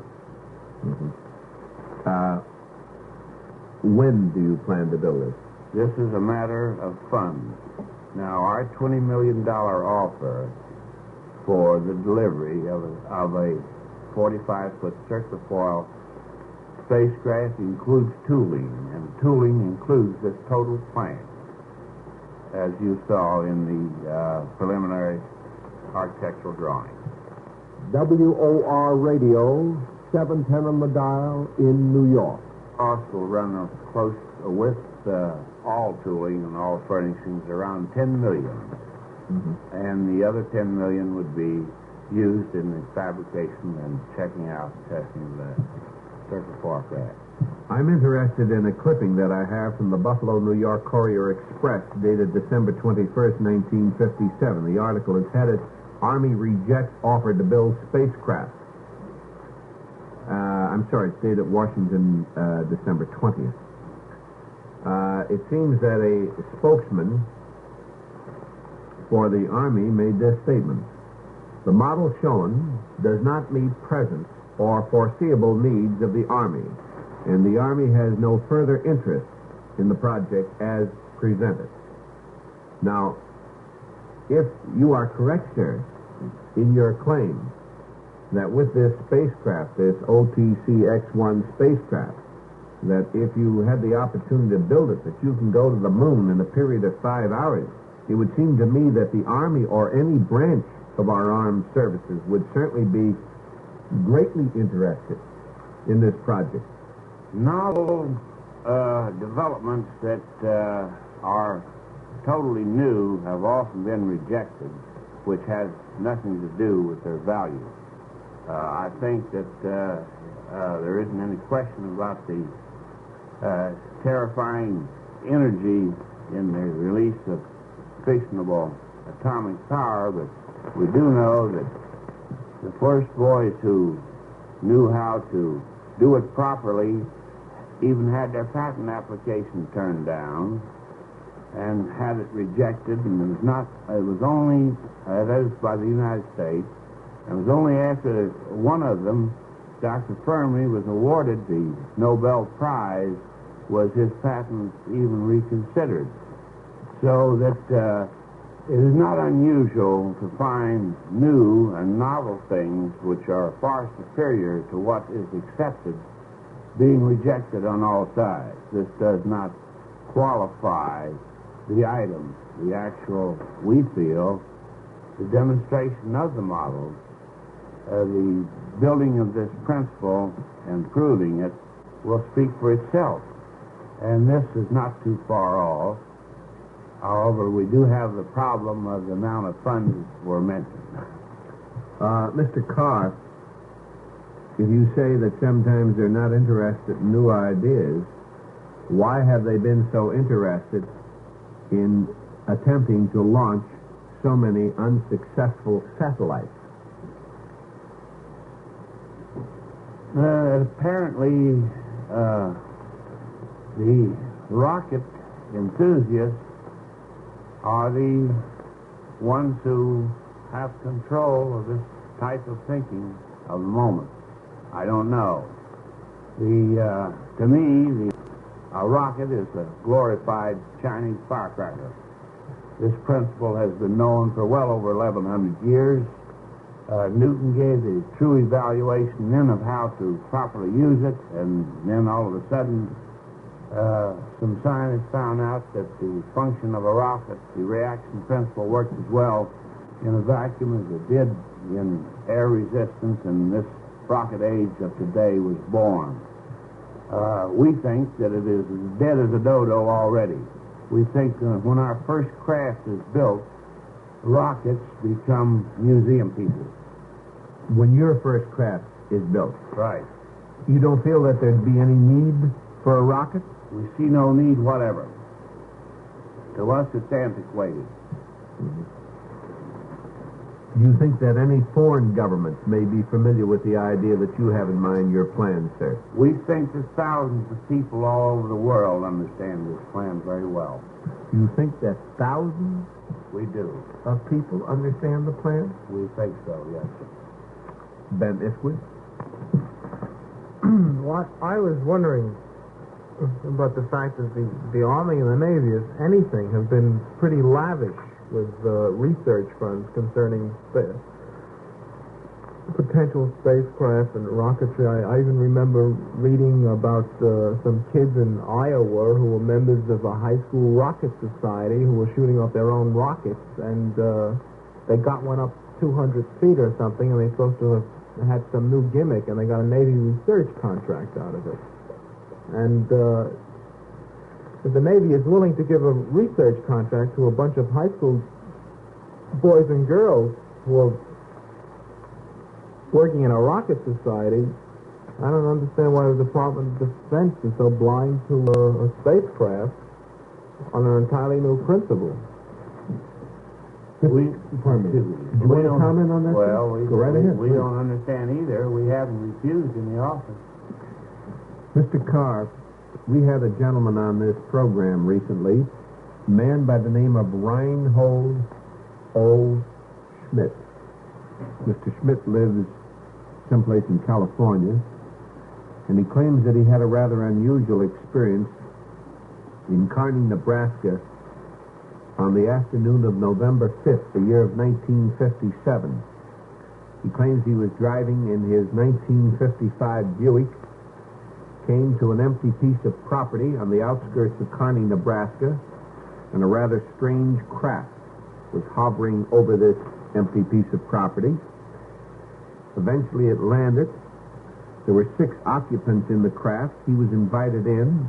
4 of them were men, 2 were women. They spoke in a high German. And I was wondering if you're familiar with that story, and if you have any opinion about Mr. Schmidt's story.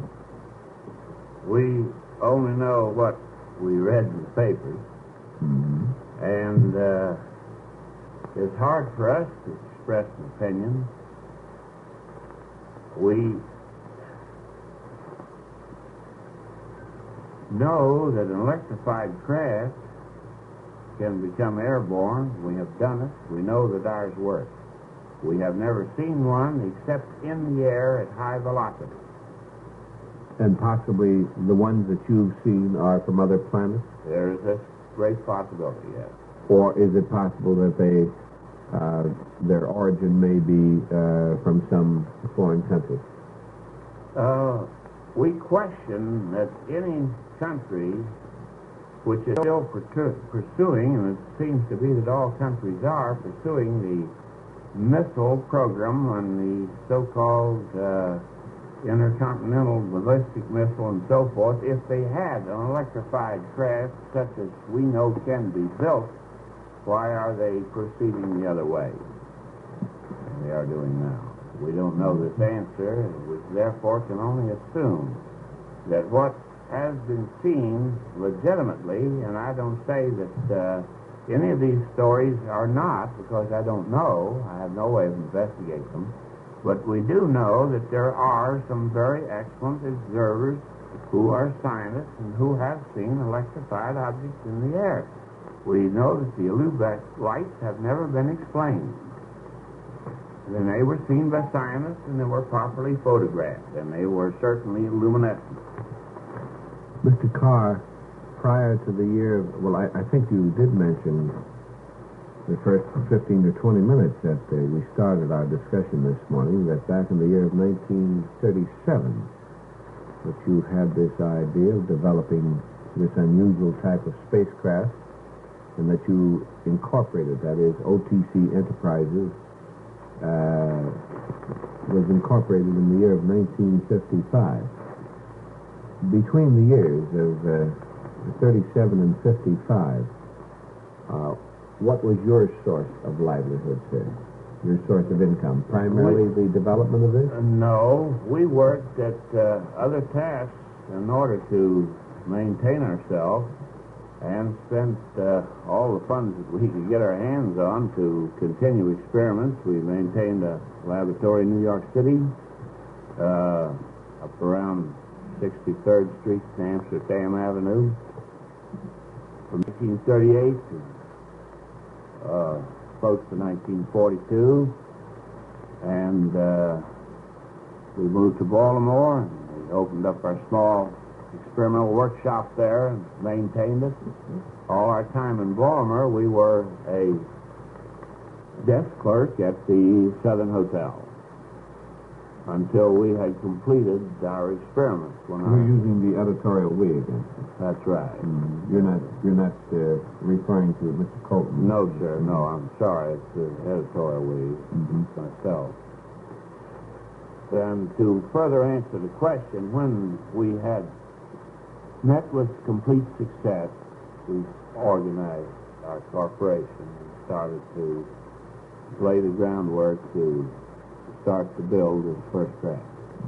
To go back to your question a while ago and the analogy we were building up with the Earth as a spaceship, taking another look at the mock-up prototype power package there in front of you, it resembles the solar system itself, and as a matter of fact, one of the statements in the brochure, which Mr. Carr published back in October 1957, says we have translated the geometry of the universe, and in the sense that this device miniaturizes and essentially duplicates the motions of bodies in the solar system, is the source of its ability to also miniaturize their energies. So that in the sense that the bodies in the solar system in all time have maintained their constant motions, they are perpetually in those motions, and this is why sometimes people characterize this power package as a perpetual motion machine, while we do not make any such claim. There was a fascinating book that appeared many years ago. I believe it was called The Descent of the Atom.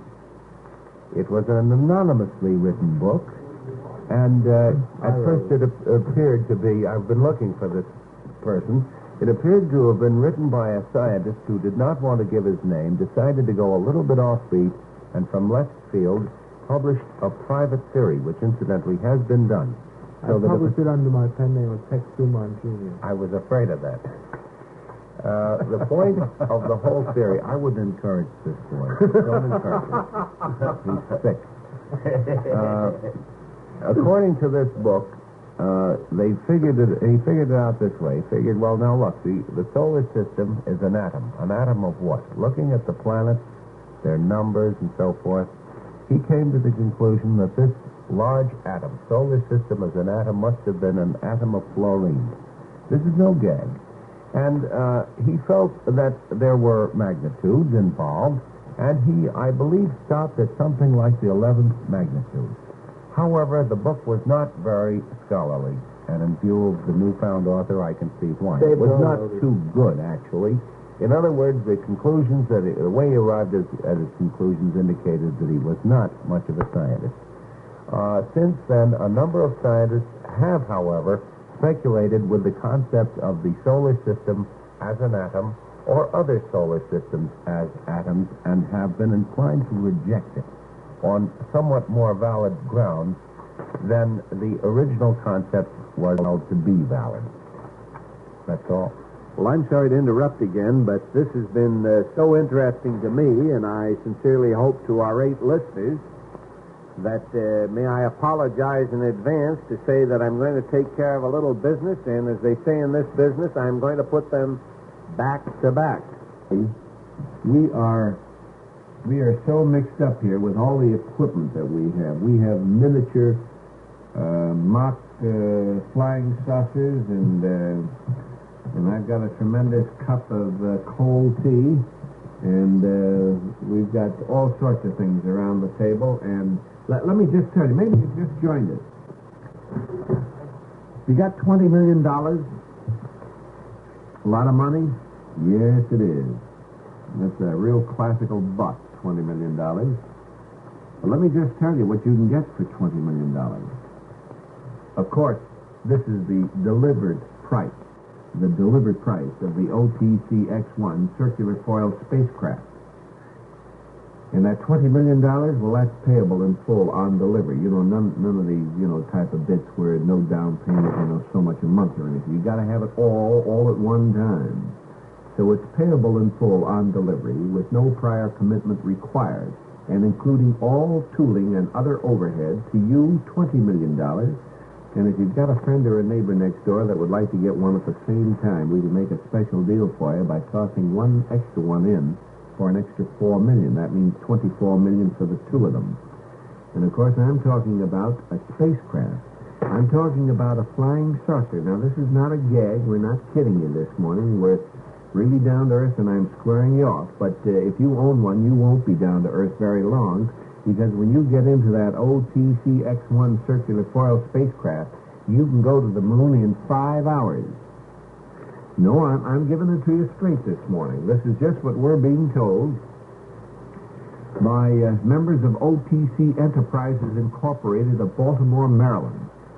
And if we had picture radio this morning, I can assure you we would have just about the most amazing thing to put on camera, because we have the plans in front of us, we have the models in front of us, and we have just about everything, including some very colorful and very beautiful brochures. And our guests are Otis T. Carr, president of OTC Enterprises Incorporated, and Norman Evans Colton, director of sales engineering of OTC Enterprises. Now, OTC Enterprises Incorporated are willing to demonstrate that the OTC-X1 craft will depart from any specified location in the continental United States, orbit one or more times outside the Earth's atmosphere, and land its crew safely within the inner rotunda courtyard of the Pentagon building in Washington, or at any other location best suited to public observation. Now, when you hear that, I know a lot of people say, well, now, is John pulling our leg? No, we're not pulling your leg. We're telling you just what we have in front of us, all of these facts. You see, the OTC-X1 craft is to be of circular foil design, approximately 45 feet in diameter and 15 feet high at the center, and the crew compartment to accommodate at least 3 persons in atmospheric comfort and safety under the normal conditions to be anticipated in flight to within 1,000 miles away from the Earth. And the price? $20 million, additional identical units on the same schedule, $4 million, delivery, approximately 24 months at quoted prices, or in less time, subject to upward revision of price, to minimum of approximately 6 months. My other guests this morning, Nell Shaloni, Roy Benson, Ben Istwith, and Dave Bell. Nell Shaloni?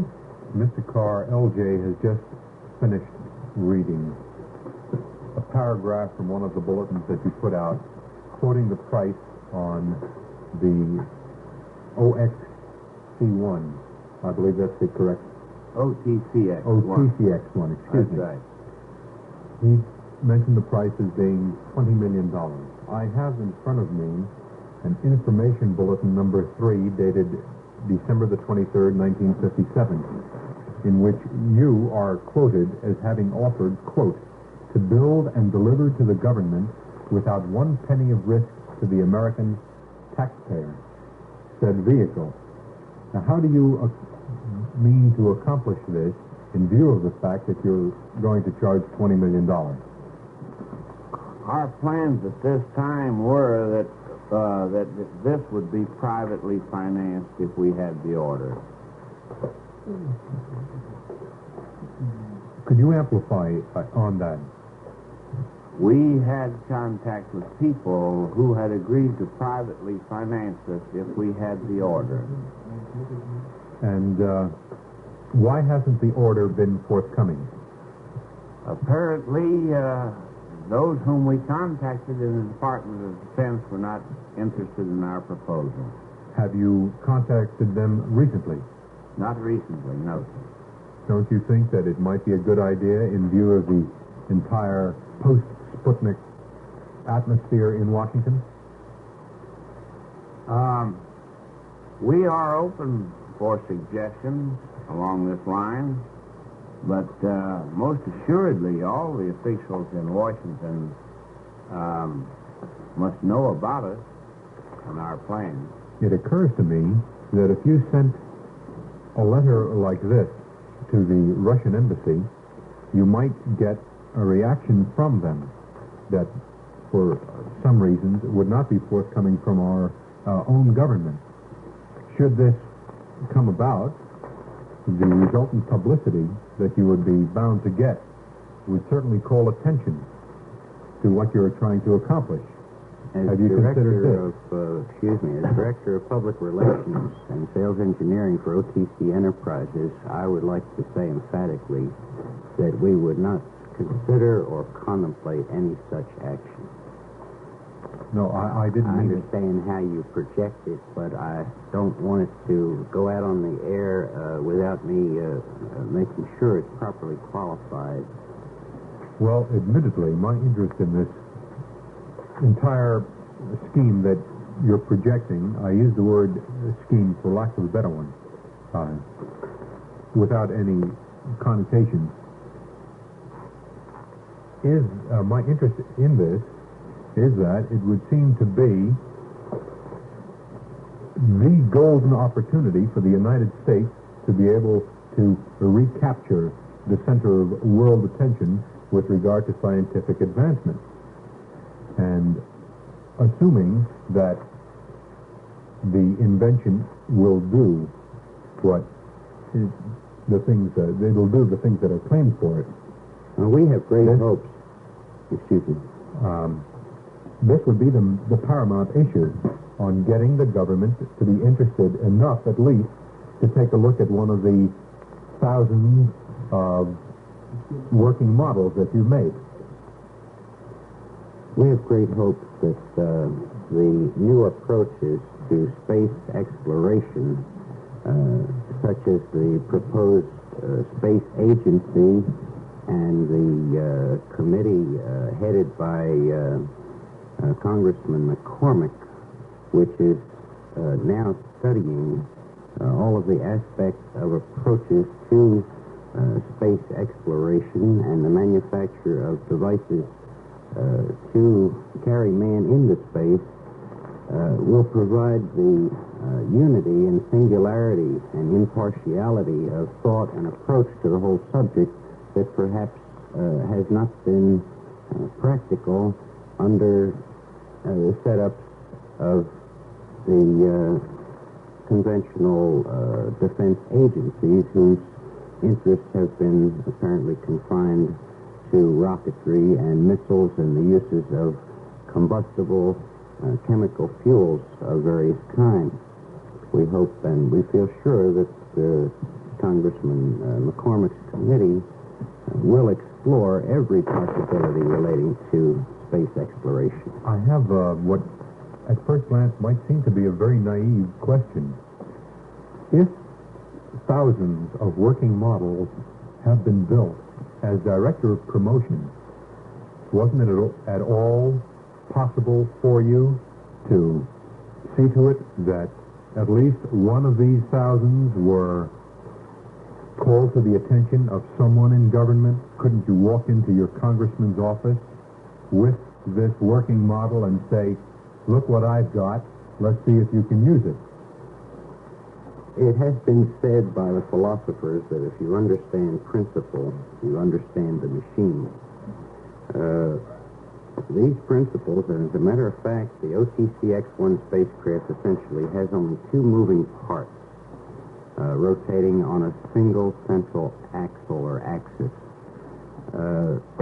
Total disclosure demonstration premature to our total security of self-determination and our opportunity to manufacture and design prototypes for application to many purposes would be somewhat jeopardized by premature disclosure. Are you referring to government was still... Excuse me, Ben. You quote the philosopher that the principle is easier to put forward than the... What was that quote again? Well, I'll give it to you by a more familiar analogy. That if you've never seen a wheel, it would take only one look at a wheel and you could manufacture wheels. Well, the native philosopher says, I'm from Missouri, show me. And it appears to me that that's the easiest way. And I'm going to anticipate Ben's question. You're assuming that the government would steal the invention without giving you due credit, as I understand your last statement. I wouldn't say that. I wouldn't even subscribe to it. I would say that we want to make sure of our self-determination before we make total disclosure demonstrations in private or in public. However, as I said earlier in the program, if anyone were willing to write out an order for a full-scale craft, before we would pick up the order and begin to perform on it, we would be willing to manufacture and demonstrate a miniature prototype model that would prove beyond any doubt our ability to manufacture the full-scale craft. We're talking this morning with Otis C. Carr, president of OTC Enterprises Incorporated, and Norman Evans Colton, director of sales engineering. Ben Isquith is with us, Roy Benson, and Mel Chiloni. Do you want to read that telegram, Ben, please? Yes. It's from our friend A. Osgood again. Ben, refer gentlemen to Norbert Wiener communications theory. 3 hours questions minus 0 answers. My field, thermo and high velocity research. If Carr correct, I burn lab Monday a.m. P.S. Dr. Zacharias, also MIT, should be mildly disturbed. Signed A. Osgood. I have a match. Any comment there? All right, fair enough. Mel? Yes, I have a number of questions. Getting back... Don't forget, gentlemen, if I may interrupt again just briefly, we want to get into the photon gun, too, after a little while. Photon gun? I'm sorry. Thank you very much, Ben. I'm very happy that you are here with us this morning because it's these little corrections that help to build me to be a bigger and a better Roy Benson. That's like humidity. It's humidity. Humidity. And so many people mispronounce that. It's humidity. That's a Mantler pronunciation, if I'm not mistaken. It comes from the Atlantic States region. Atlantic. Atlantic. Some people pronounce it Atlantic. It's Atlantic. Well, Mr. Colton, it seems to me that you don't have a very high opinion of the governmental policies that are now enforced, because in one of your information bulletins, number 2, dated November 28, 1957, you extend an open hand to industry and offer them, let me see if I could find the quote here. I had it here a minute ago.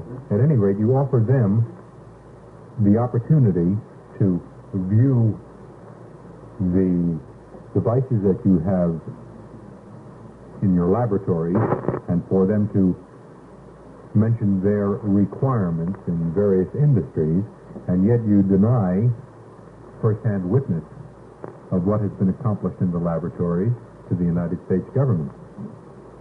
I'm sorry that the announcement that you're reading from seems to create that impression. That is not the fact. You see, this neutron electrical accumulator has many applications, has many forms, many variations. There are applications to many industrial uses. In one sense, you might describe it as an energized armature, or in other words, a motor with a self-contained moving battery, also capable of continuously re-energizing itself. The offer that stands in regard to the spacecraft applies to government and industry alike. We will only make total disclosure demonstration after we have secured a firm order.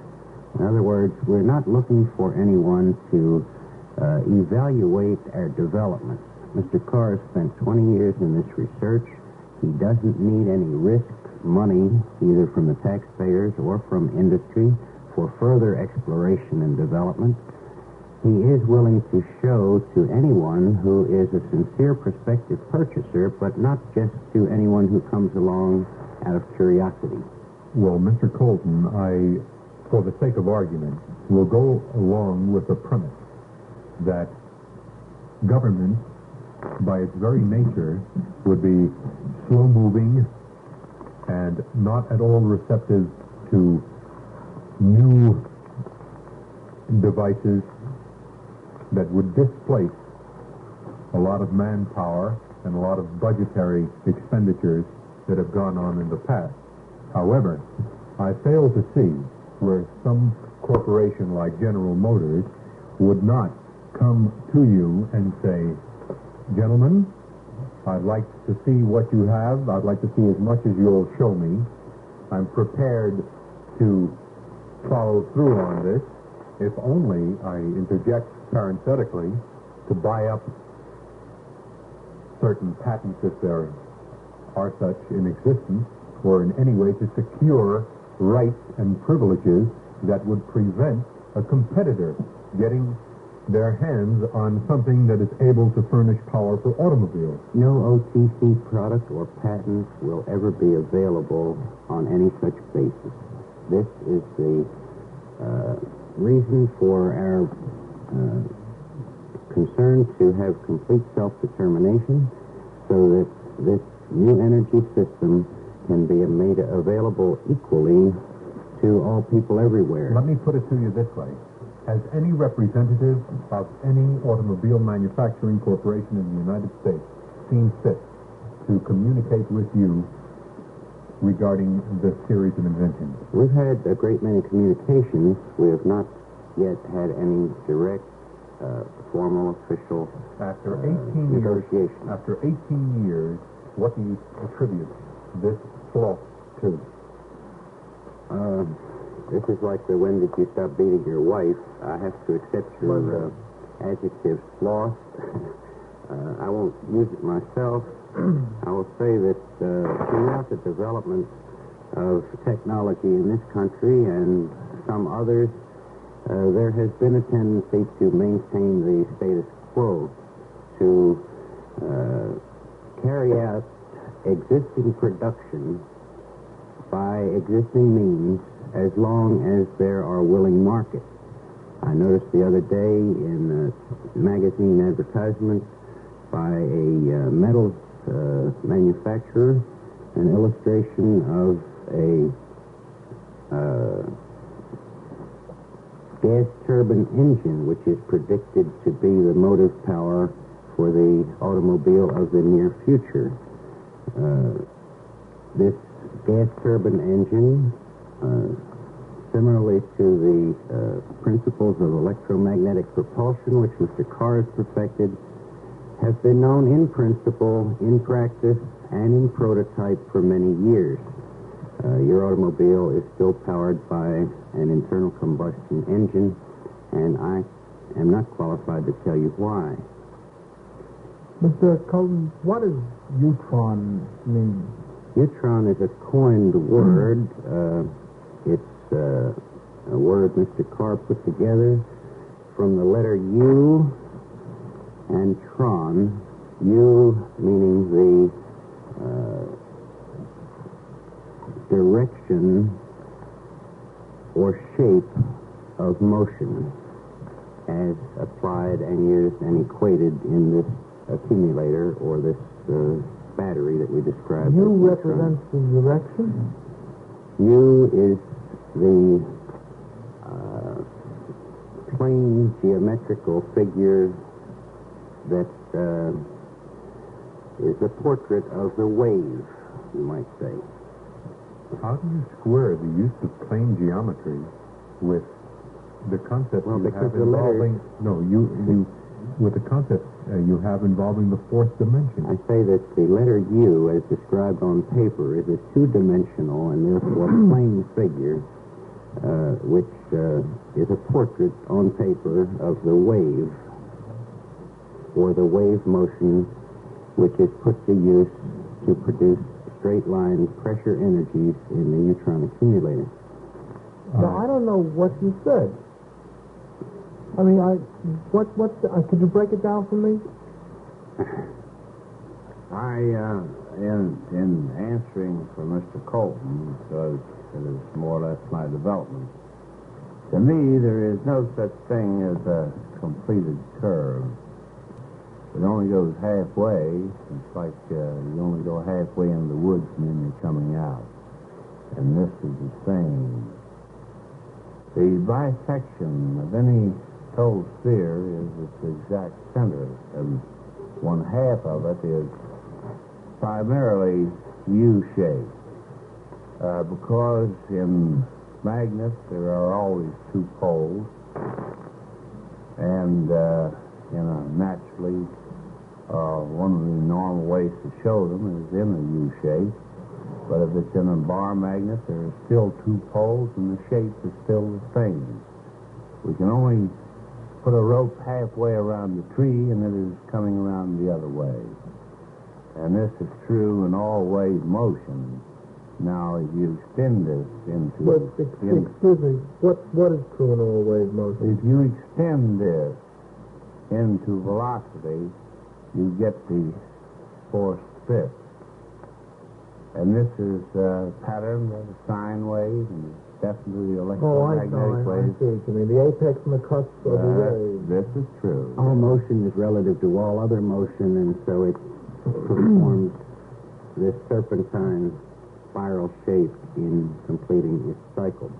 Well, it's not performing that motion. That motion is the graph of an equation representing the motion. But the form... But I'll accept the fact that you call it a Utron. Yes, that's how you got it. And also, this form in its dimensions is well exemplified in the geometry of our accumulator. Why do you refer the space vehicle as a fourth-dimensional space vehicle? Because the geometry of this accumulator is definitely fourth-dimensional. How? I hate to ask these one-word questions, but I'm stuck with them. To me, the application of space and time in a vibratory field. And electricity, as we know it, as being a vibratory force in motion, this is symbolic of it, and when it is activated, it becomes such.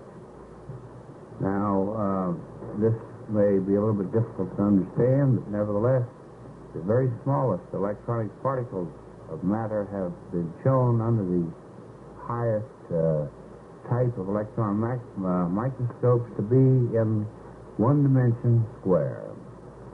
Electrons? Yes. They have been the smallest particles. No one's ever seen an electron under... The electron particles have been so photographed, the smallest particles of matter. This has only come out of the laboratory recently. But if this was dimensional, they would be definitely conical and almost identical in shape with our accumulator. Excuse me, Mallard.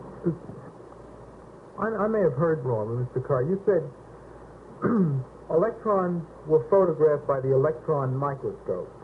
The particles, the smallest particles of matter, naturally.